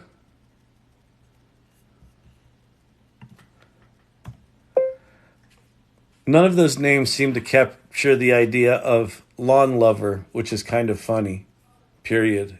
Can you give me some more creative names that are not quite so descriptive and capture the essence of that tagline? And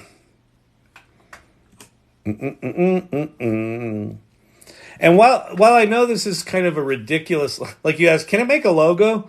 I mean, if you're making a logo, this kind of shit you want to answer anyway.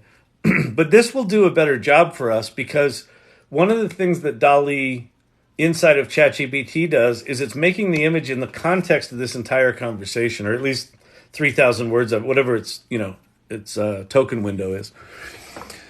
All right, what do we got here? Lawn lovers leisure, grass glee. You can't say that. That's bad. Turf treat, no. Green gusto, Blissful blades. That's that. Turf tickle. Oh, I want to go with turf tickle, but it's too naughty. We're gonna go with blissful blades. Okay, the company's name is Blissful Blades, and the tagline is the one we chose before, period. Please give me 10 different logo concepts that include subject matter, typography description, and style, period. Please do not generate any images yet.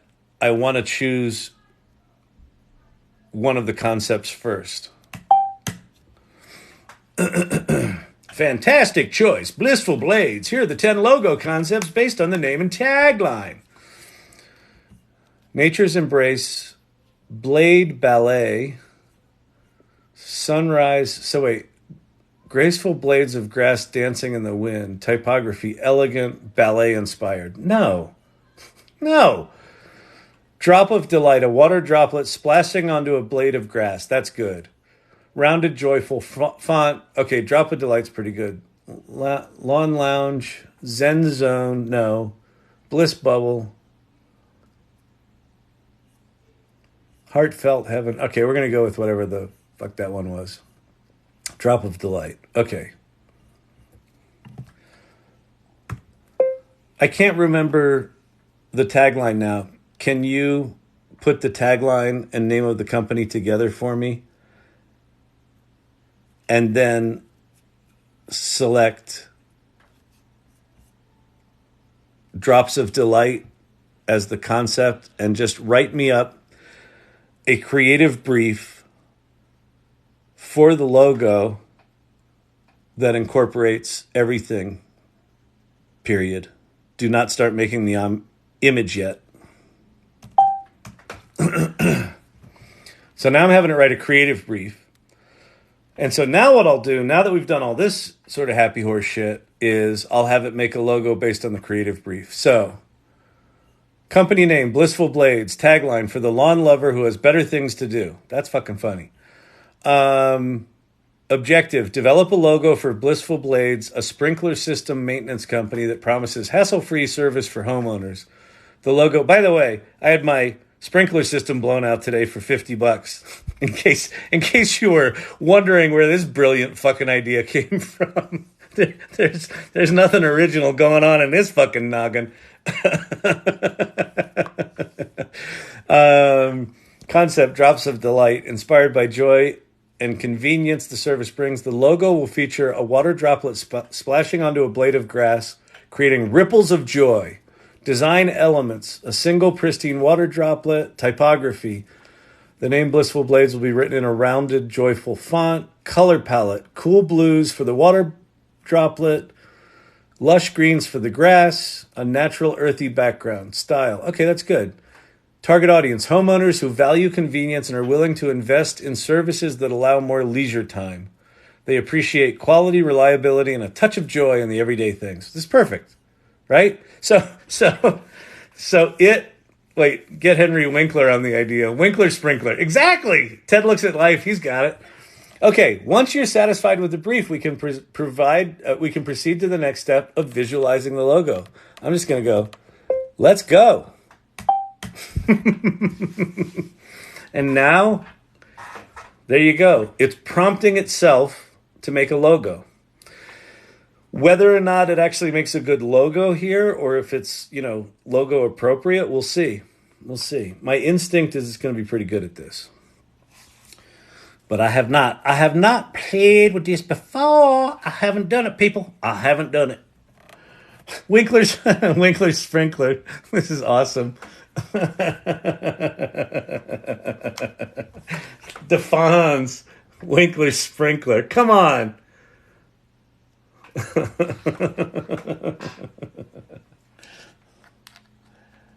I think we've got to do I don't know. It feels like these memes need to go out in the world somehow. These are really funny. Blissful Blades. Not quite spelled right, but you could Photoshop that if you needed to. That's bad. That's not horrible. That's getting there, but it looks a little it looks a little squirty, and that's awful. All right, so I'm going to say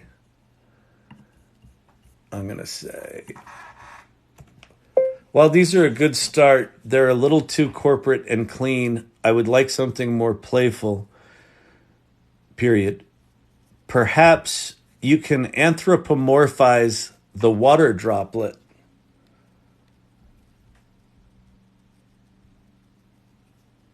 Period. Let's name him Winkler.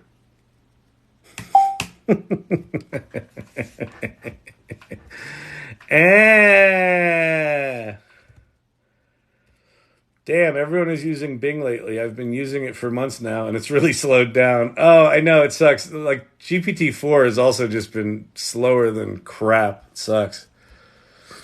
Do you share these prompts? I can. I haven't. Oh, see, these are better. Look what we got here. This is awesome.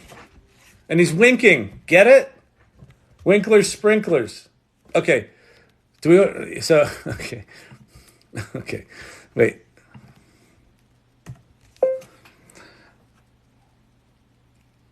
We just got to change from corporate, period. We're changing the name from Blissful Blades to Winkler's Sprinklers, period. And we got Henry Winkler to be our spokesperson.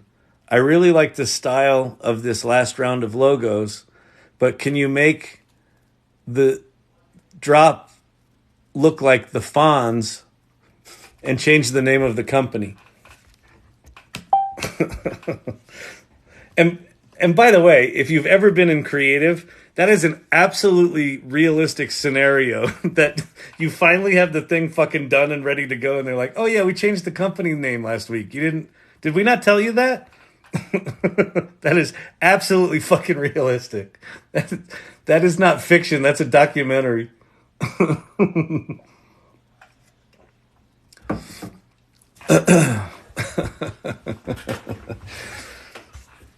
I wonder if it... Oh, yeah, it said the fonts. Okay, good. What's it say here? Styled like the Fonz with a leather jacket, an iconic hairstyle, and a confident wink. This is going to be good.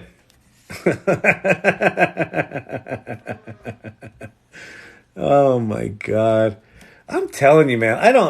It's funny. The person earlier that said, because this stuff does things so quickly, it takes the joy out of it. I don't know about you, but I find this incredibly joyful. Like this feels very, very right to me.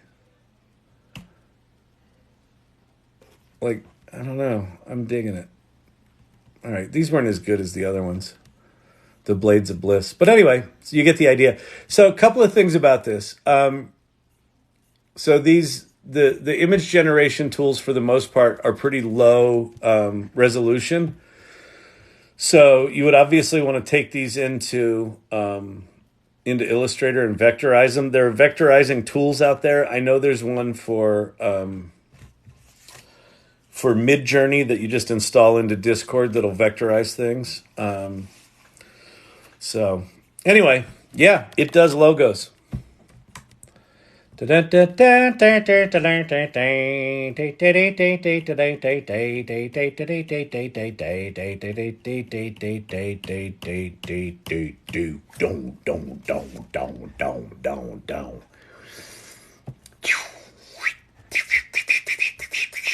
Welcome to Chat A to D. What time is it? What time is it? Eddie, what time is it? Why are you washing Dickie in the sink? I got an ice cream and you can't have none. Your mom's on welfare. Name that comedian. Should I be taking notes recording this? I do put these up on YouTube. So if you go to... I wouldn't take notes of me.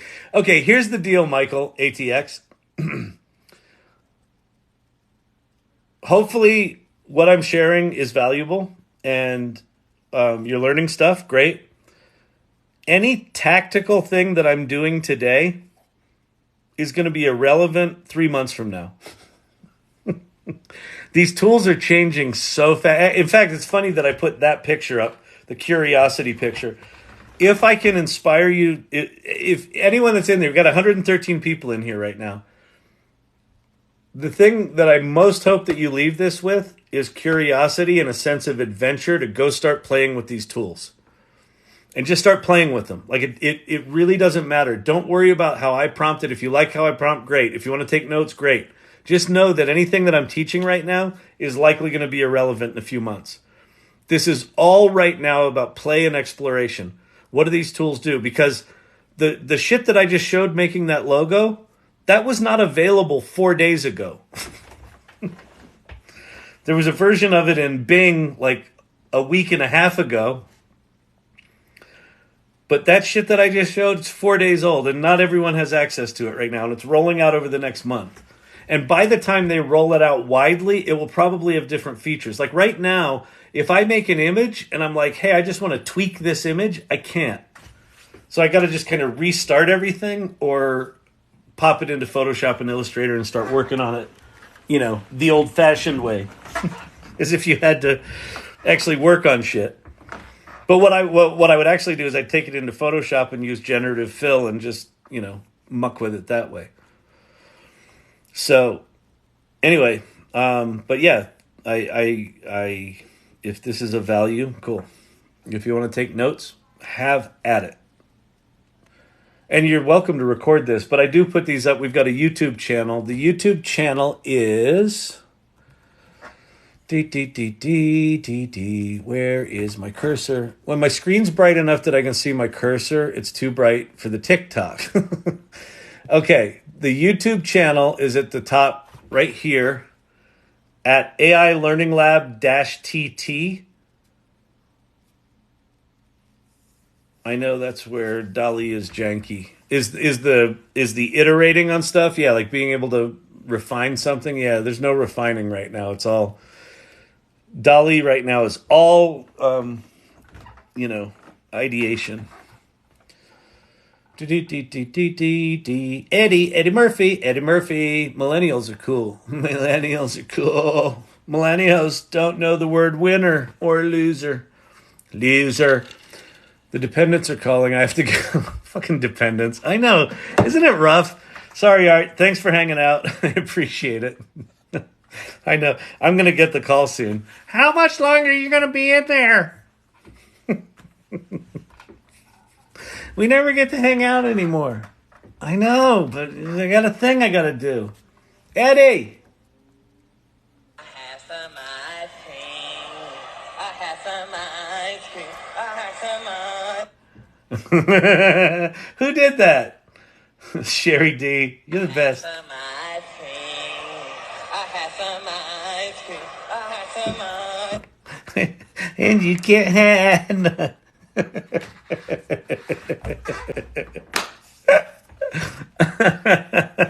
I just installed DALL-E as an application on Windows right now. Apple user, be very careful about that. So it's probably not the official. If the manufacturer of that application is not OpenAI, it's not the DALL-E application. If it's another application that's using the DALL-E 3 API, which I don't think is out yet, I would be careful with that. This is one of the problems with these tools being so popular right now is that there's a lot of these assholes Big money with ChatGPT.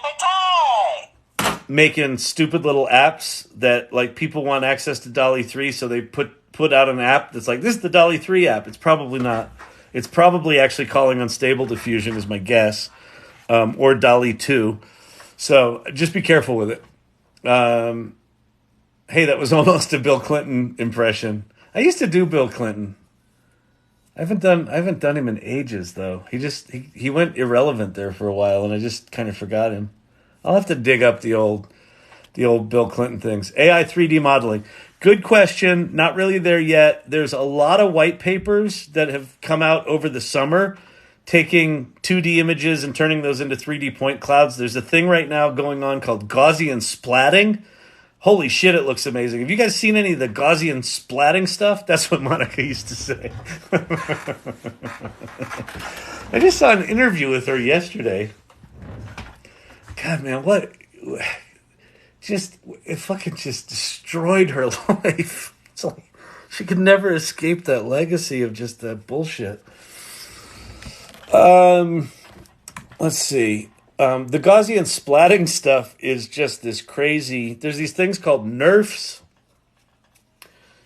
neural something radiance fields, that basically just capture the photons in 3D space, and like you can change light. It makes 3D, and then now there's a thing called splatting, which takes very incomplete information and turns it into these highly detailed 3D models. Like people are making these highly detailed 3D models with very, very little information and input. Just like scan it with a phone and I mean, there's tools like Matterport that have been doing shit like that for years, but they were really like processor intensive and slow. Yeah, let me see if I can go find some neural. People ask, like, how do you find all your shit? How do you keep up with it? Mostly just Twitter, honestly. follow good people and follow, when you find good people like Ethan Mollick or Andre Karpathy from OpenAI, when you find good people, just follow the people that they follow, and your Twitter feed will get better and better. All right, let's go. Neural splatting.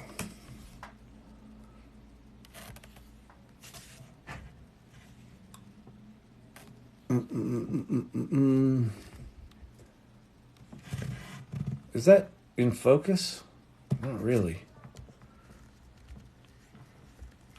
You can now generate 3D assets in 2 minutes without the use of neural networks. Dream Gaussian is a new model that uses Gaussian splatting. Actually, let me look up Gaussian splatting. Gaussian splatting.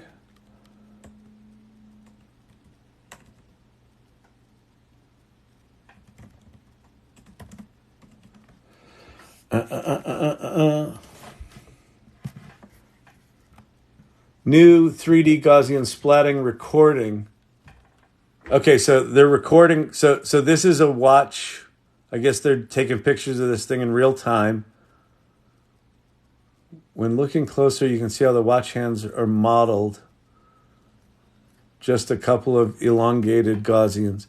So like, oh wow. Oh, so see that? See the really sparse point cloud? It starts with that sparse point cloud and it turns it into this detailed 3D model. Like, I'm telling you, like the shit, as magical as the shit that we've seen with images over the past year and a half, 2 years, let's call it 2 years. 2 years ago, text to image were laughably bad. And then a year ago, they were surprisingly good.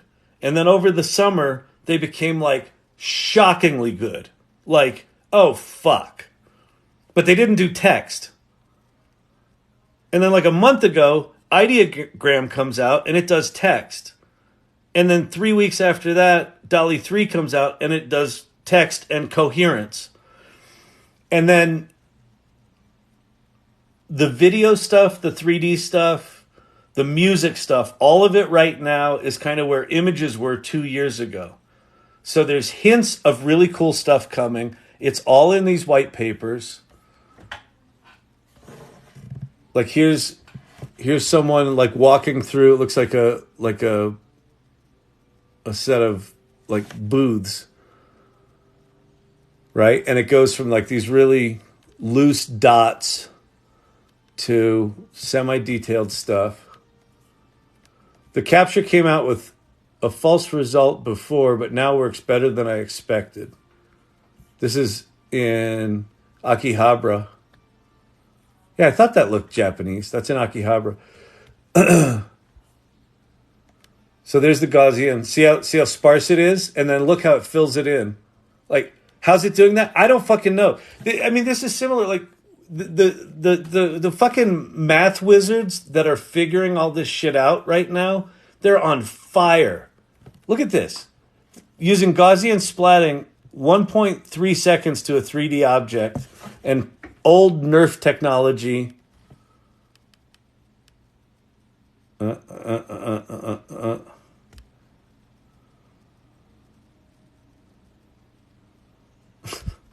12 seconds, right? So like right now, the scientists, the geeks, whatever they're doing, they're going from a 15 second thing to a 1.2 second thing.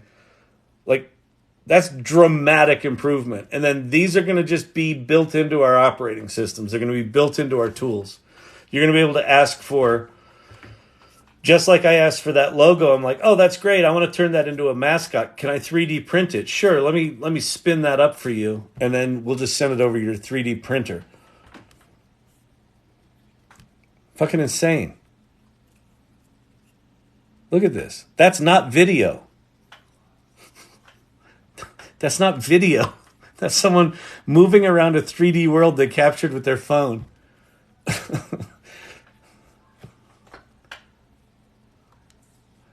3D was either fast or pretty. Now it's both. Interactive scenes with Gaussian splatting. Fucking nuts. What is the link you're at, Kyle? X.com. This is Twitter. I just looked up Gaussian splatting, and I'm literally just scrolling down through the Gaussian splats. And this is one of the problems right now.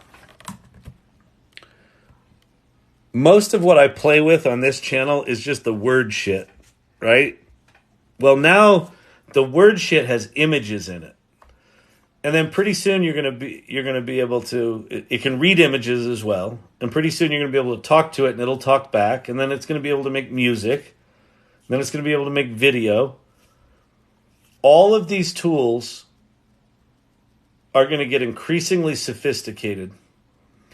So if you're sitting there going, but I haven't even figured out ChatGPT yet. Exactly. Like that's why I say, if you're here, go right now, and if you have not played with ChatGPT, go to chat.openai.com right now today and just start playing. It doesn't matter what you do. Go start learning how these things work. Learn what's possible today, what they're good at, what they're not good at, and then just start paying attention to this shit. And as something intrigues you, like if you're really into the Gaussian splatting idea, go run down that rabbit hole. Every single discipline, whether it's statistics or data visualization or videography or special effects or music making or images or just fucking everything, there are probably 1,000 projects right now using generative AI, all these tools that are based on the same shit that ChatGPT's built out of, happening right now. You could spend 24 hours a day, 7 days a week, and never come close to catching up with this stuff. So if you're feeling overwhelmed and like you're way behind, everyone is. No one's an expert in this. This channel is about me essentially sharing in real time the shit I'm learning in real time. Like, I might be a few days ahead of you, not much further, because it just keeps changing. So I do virtual production for film where we are using this stuff for film productions. Yeah, I know. Well, so it's so amazing. I made it do a thing. That's super cool. One of the things that blew me away, if you want to geek out on some of this stuff, go geek out. Have you ever played with Unreal? Yeah, I've played a little bit with Unreal. I think the procedural stuff in Unreal 5 where you just drop in objects and it creates whole sections of worlds, you attach that to a large language model front end. Or if have you played with what's it called? Skybox Labs at Blockade Labs. I made it do a thing because that's one where it's just text to 3D world, but the Skybox Labs is just a 2D image that's mapped onto a sphere. It's still pretty cool. But people are now taking those things, dropping them into Unreal Engine, adding objects in them, and making them, interactive. But yeah, like we're not that far from describe a world and like it will generate it good enough that you can put it in a film. Or you can enter it like the metaverse, or you can turn it into a game environment. We're not that far from that. And if you want to geek out on something, check out how The Mandalorian is filmed. This is fucking insane. They basically have a cylindrical soundstage that's all LED. So they have real shit on the floor. The background is all LED. The sky is all LED. And they're generating those worlds in Unreal Engine. And essentially they're saying, oh, wouldn't it be cool if it were snowing and the wind were blowing?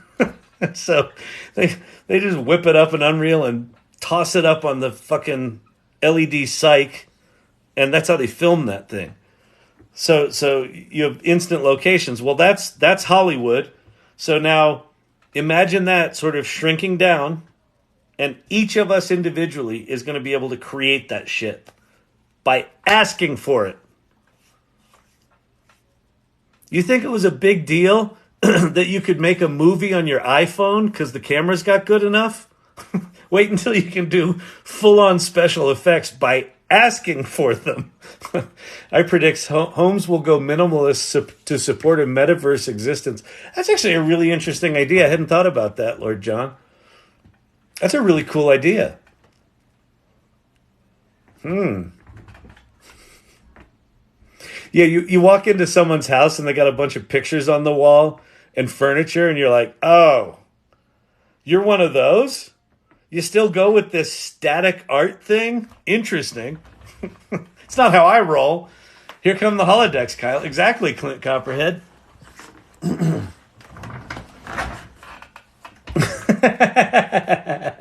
what JRC did. This is fucking awesome. Gaussian splatting. That's fucking great.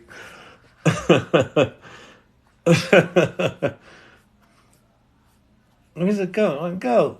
Ooh, that one's cool.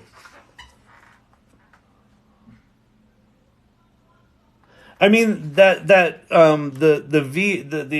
AI art at the Metropolitan Museum of Modern Art right now in New York City, that big 20-foot tall thing with the crazy shapes. Yeah, that's all of that stuff that's sort of bigger than all of us right now is going to start shrinking down very, very quickly, and we're going to have immediate access.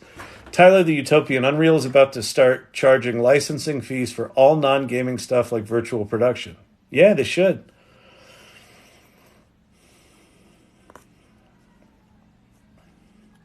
I mean, quite frankly, Unreal Engine I mean, this is fascinating. So their current model is you can use it for free, and only if you start making money on it do you pay them, right? But that kind of presumes that you're going to take some static set of assets and you're going to put it in some static sort of game or some static sort of environment like a movie production thing. And you're going to get a bunch of people to pay for that. And then when enough people pay for that, then you give them a cut. What if we all just subscribe to Unreal Engine just like we subscribe to Netflix today or to Hulu today? And we pay them $19.95 a month to generate infinite worlds, infinite game environments, infinite, right? Because their model sort of presumes one creator to many audience, right? I'm going to create a game, and when I get to 1 million or more users, I think it's 100,000. When I get to 100,000 or more users, then I'll start paying Unreal Engine. Well, what if the audience is one? I want an environment of a snowy tundra with Pac-Man game mechanics in it. Go. And Unreal Engine goes, here's your Pac-Man in the Arctic game, Kyle. I'd pay $19.95 for that. And then then Unreal becomes kind of a content provider. It's insane. It's insane. I'm telling you, every fucking business model is going to be threatened. And man, is there going to be opportunity. Because if Unreal Engine doesn't realize that, someone else will. Someone else will start it. They'll be like, wait a minute. Unreal Engine's sticking to that old business model. And it sounds like I feel like Unreal Engine, they're really savvy, and it's fucking like that technology is staggeringly good. So I can only imagine that they're as good at the business side as they are on the technology side. How do you think it will affect crime? It's already hard to catch criminals without this tech. Well, I mean, surveillance state's been around for some time. I think what this technology does is it democratizes surveillance tech down to the individual. Like, you don't have to be a big police force to have, surveillance tech. In fact, I think there's I've seen some videos on Twitter or YouTube or maybe even TikTok where people are using object recognition. There was a guy, what a guy did? He basically put a webcam in his window. So parking by his apartment was like really brutal, really bad. So he put a webcam in his window that runs 24/7, and all it does is analyze the parking spots, and it texts him whenever there's a person walking up to a car that's at a parking spot. It texts him so that he can run home and get the parking spot. So that kind of technology is going to get trivial. So it might aid in catching more criminals, but the criminals are going to have access to these tools, so they're going to get more sophisticated about what they can do. Again, I go back to this idea of the democratization of specialization, right? So more and more individuals are going to have more and more skills because the AI is augmenting the skills that they didn't have. So I've got a certain set of skills. They're like this wide, right? And then I have some tangential skills that maybe go to this wide. But with AI, that skill set can be this wide. And everyone's going to have that. Everyone's going to have whatever they do now, and they're going to be able to extend out laterally their skill sets. I think despite the AI takeover rollout happening now, increased desire for entertainment. Yeah, I agree. And I think the increased Lunashtick is in personalized entertainment. Like, I want my entertainment the way I want it right now. It's that the reality of that's not probably for 5 years or 7 years, but the ability to just ask for a movie that stars who you want it to star and tells the story you want it to tell will just be there. How long would it take before ChatGPT can code a playable version of Pong? It can do it right now. Let's go. I wonder if I can do it in Code Interpreter. Let's see. I'm going to go New Chat. I'm going to go Advanced Data Analysis, and I'm going to say, can you create a playable version of Pong? Can you create a playable version of Pong that I can play in the web browser here?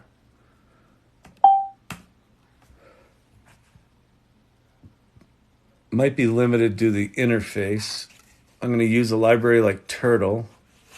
You'd need to run this on your local machine to play it interactively. Would that work for you?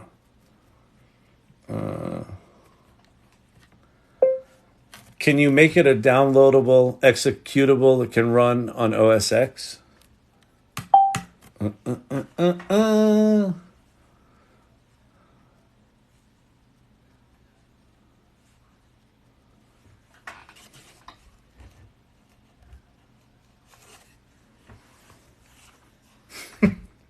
By the way, if you've never seen ChatGPT code, yeah, it codes. So what we were just talking about before about personalized entertainment. So look at what this is doing here. I asked it to create a game of Pong. Like, I don't need to know game mechanics. I don't need to know anything. Now, whether or not this is any good or not, that's a whole different question. But it knows enough about code. It knows what Pong is, right? There's enough examples in the world of Pong that you can just do this shit. So now imagine this, taking this kind of knowledge of what Unreal Engine can do. So Unreal Engine has some finite amount of functions that it does, right? It can make a sphere, it can make a this, it can make a particle, it can change the parameters of those particles, it can link these things together, it can add textures and 3D objects and all that sort of stuff, right? It's got all these functions. Well, you can train large language models to learn all those functions. And then just like it just wrote code like that, it's going to be able to just create shit in Unreal Engine. And then as these things get more sophisticated, It'll be able to take the game mechanics from this programming environment, the 3D, and game elements from Unreal Engine, the storytelling from, this cool storytelling GPT library thing, and smash them all together and deliver it to you essentially in real time. After verifying that the game works, to run this code and the Turtle library installed on your machine, let's see. Can I run this on Replit? And if so, how do I set that up? Yes, you can run this on Replit. Create an account. Create a new Replit. Paste the code. All right. Let's see if it works. Copy code. Now I'm going to go to Replit.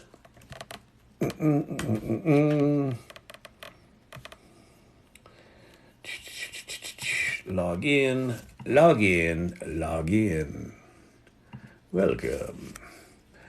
Welcome to you all. This is fantastic. What did you do Saturday night? Well, I don't want to talk about it.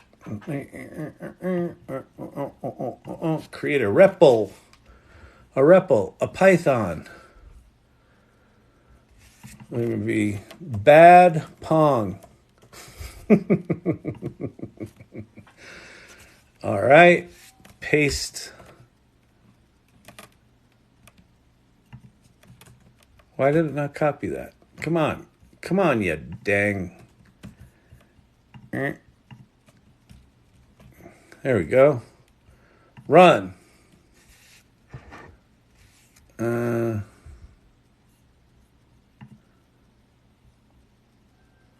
doing something.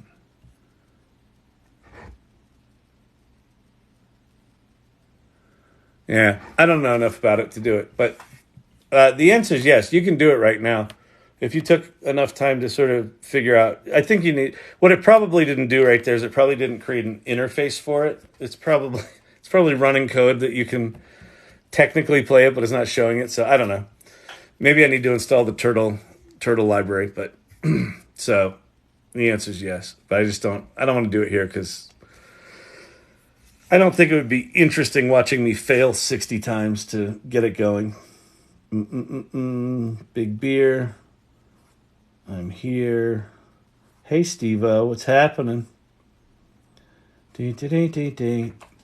All right, let's see. All right, I got to go soon. What time is it? It is getting late.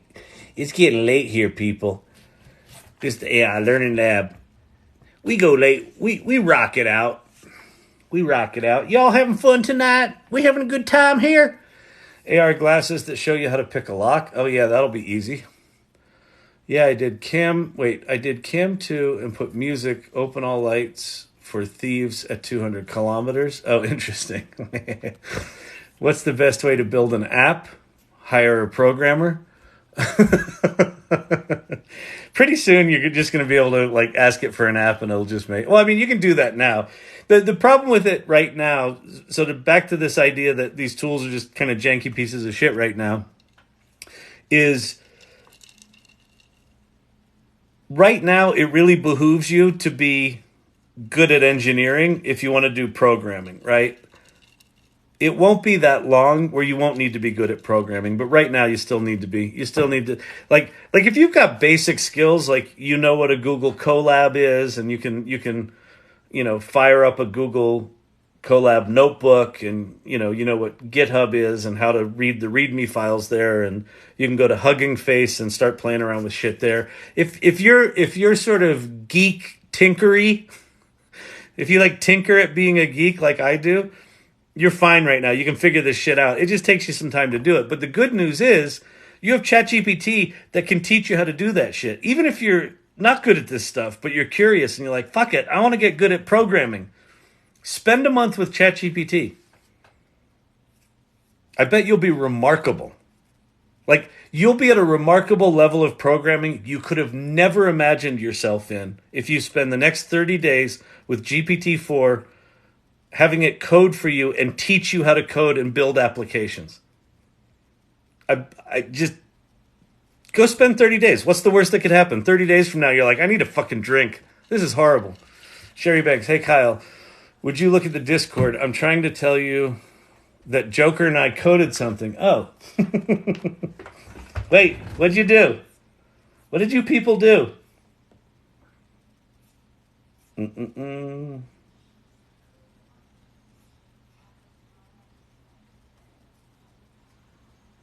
A spreadsheet format.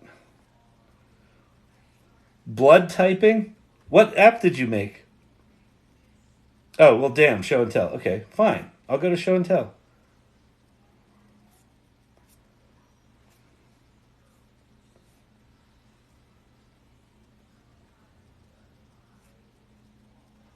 What did you make? I can't find it. I can't find it. I'm not fully sure about him yet.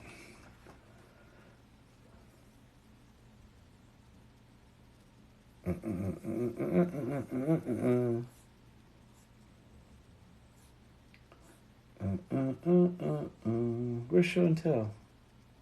Oh, AI showcase, show and tell. What did you make? Sherry D. Needing 12 step pretty soon. That was from last night. I don't see what you made, but if it's there, Kyle, yes. He needed a blood platelet thing. He has to tell you, but there's a Google Colab link. In show and tell or in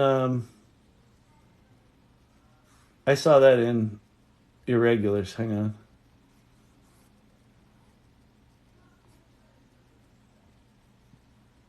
Oh, I see. Google Colab. Oh, okay. Wait. All joking aside. Hold, please. There was banter between myself and him one day. Anyway, he needed to create a bot for healthcare issue, and no surprise, there are several. ER Translate. So Joker gave me a form of what he was working on, basically a form that needed to turn into an app. ChatGPT produced a working and functioning program. Hope to put this on my resume someday. To learn Python has been so intimidating until now. Here are some screenshots of the code itself.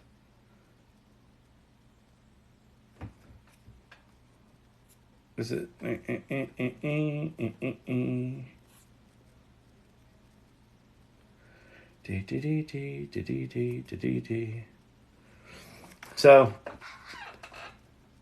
So they're building. So irregulars now, people that hang out in this channel are now starting to collaborate. So, I mean, so fucking far out, first of all. So thank you for sharing that. But what's happening here is people that were just like fucking hanging out in here because I'm an idiot and we like to have fun are now starting to collaborate together and build shit together. And Sherry Banks is building Python applications to do blood platelet spread something or wait, it's for antibody identification for pre-transfusions of RBCs, actually. I don't know what any of that means, but that doesn't matter anymore. Because I could know what that means in 3 seconds in ChatGPT. So two of the irregulars now were talking and said, I'm trying to solve this. And then Sherry Banks said, let me try something. And now they got a thing.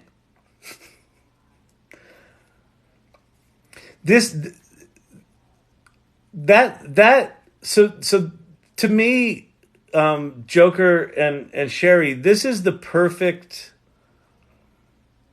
this is the perfect example of, I think, something that we're going to see over and over and over again, that I think people that get curious about AI, and I've said this before, it keeps being reinforced for me. It doesn't fucking matter what you do. Try anything. Go make images. Go make 3D objects. Go do Gaussian splatting. It doesn't fucking matter. Just go start playing with this stuff.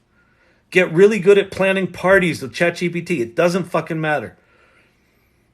Because what's going to end up happening is you're going to stumble onto something, or you're going to stumble onto someone, who says, I'm really trying to solve this particular part of the problem. And you're like, oh, I know how to solve that part of the problem. Or would you mind if I tried experimenting to figure out if I could solve that part of the problem? Because I think I might be able to. Sure.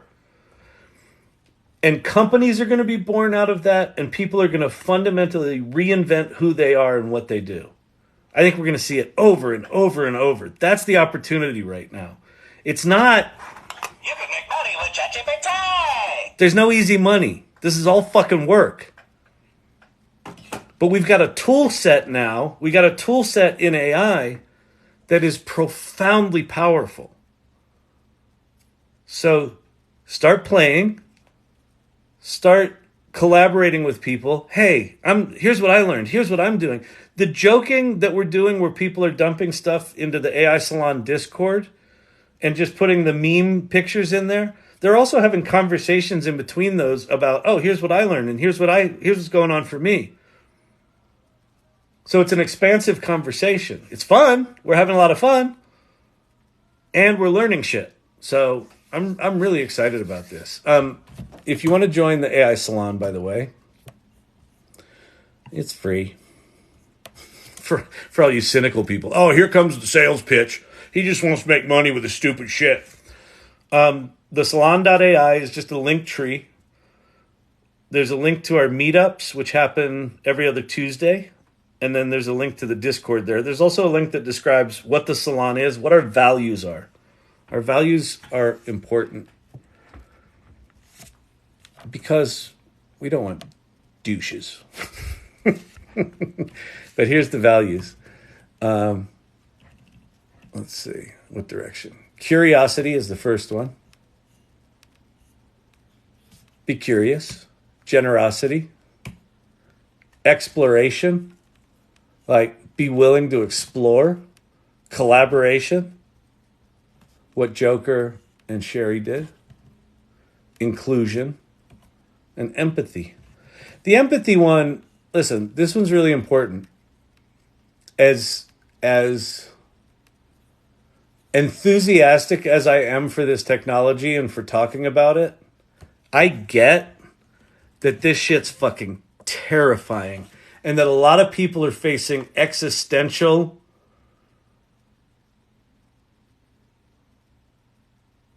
risk for their livelihood, for what they enjoy. But there's also just massive opportunity. But there's no way to grab the opportunity without going through the shit. You're going to have to learn something new. You're going to have to geek out a little bit. You're going to have to forgive the imperfections of the state of the art right now. Because all of the opportunity, like, there's nothing but opportunity right now. The industry is so small. It's so, like, paper thin. And it's going to do this very, very soon. And so anyone that starts playing right now, like, your opportunity is massive. But you may have to be confronted with, I've been a copywriter for 30 years. And all of a sudden, these fucking tools do what I do better than I do it. Or at least faster, right? And you have the choice. Do you keep being a copywriter? Do you become an AI-powered copywriter? Do you take your word skills and start getting good at prompting images and expand what you can do and expand what you sell? Possibly. Crazy. Crazy. I like Claude better than GPT since all the GPT updates. Yeah, I can see that. I think Claude's going to be a really major competitor. The $4 billion from Amazon probably doesn't hurt either. Make a poster of James Dean as Tarzan. I can do that. I gotta go to bed. AI is non-judgmental professional coding friend. Literally the dream for a would-be coder. It's Tyler. So you're absolutely right. It's like the golden retriever of work partners. It's just like, sure, boss. What do you want me to do? He needed a blood platelet thing. He has to tell you, but it worked on Python. That's so amazing. It's for antibody identification, actually. Super cool. There's a Google Colab link. Very amazing. All right, everyone, listen. All right, what's Joker and Sherry are saying something here. Thank you for creating a space for this. Where would you find this? Yeah, thank you, Sherry. It's funny. When I started this, I still don't really have an end game in mind for this channel or for these lives. And it was funny when some of the irregulars went to the salon. When I started talking about the salon and they started showing up for salon meetings, I was like, oh wait, I've got that's my TikTok crowd. Now they're in my salon thing. And I had them in my mind as separate things. And what I'm realizing is that it's all just us trying to figure this shit out. So it doesn't fucking matter. Like, I feel like this gives us an opportunity to kind of invite new people in, talk about things, explore things together. The Discord allows us to collaborate, And I don't know. I'm really excited where it's going. So end question mark. I don't know what that means, Steve-O. Oh, end. Go to the end.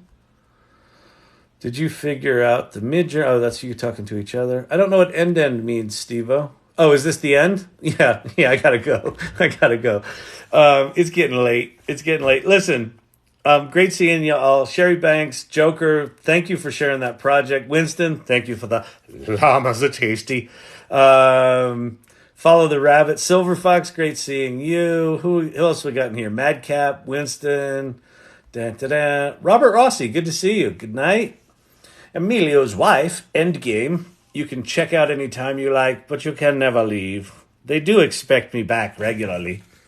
If I'm not here, they're like, Kyle, where are you? What's going on? Everything okay? You're doing live tonight, right? They're irregular. JRC, good to see you.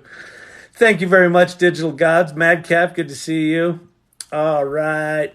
Let's see. Firefly. Just looking through here. Who else we got?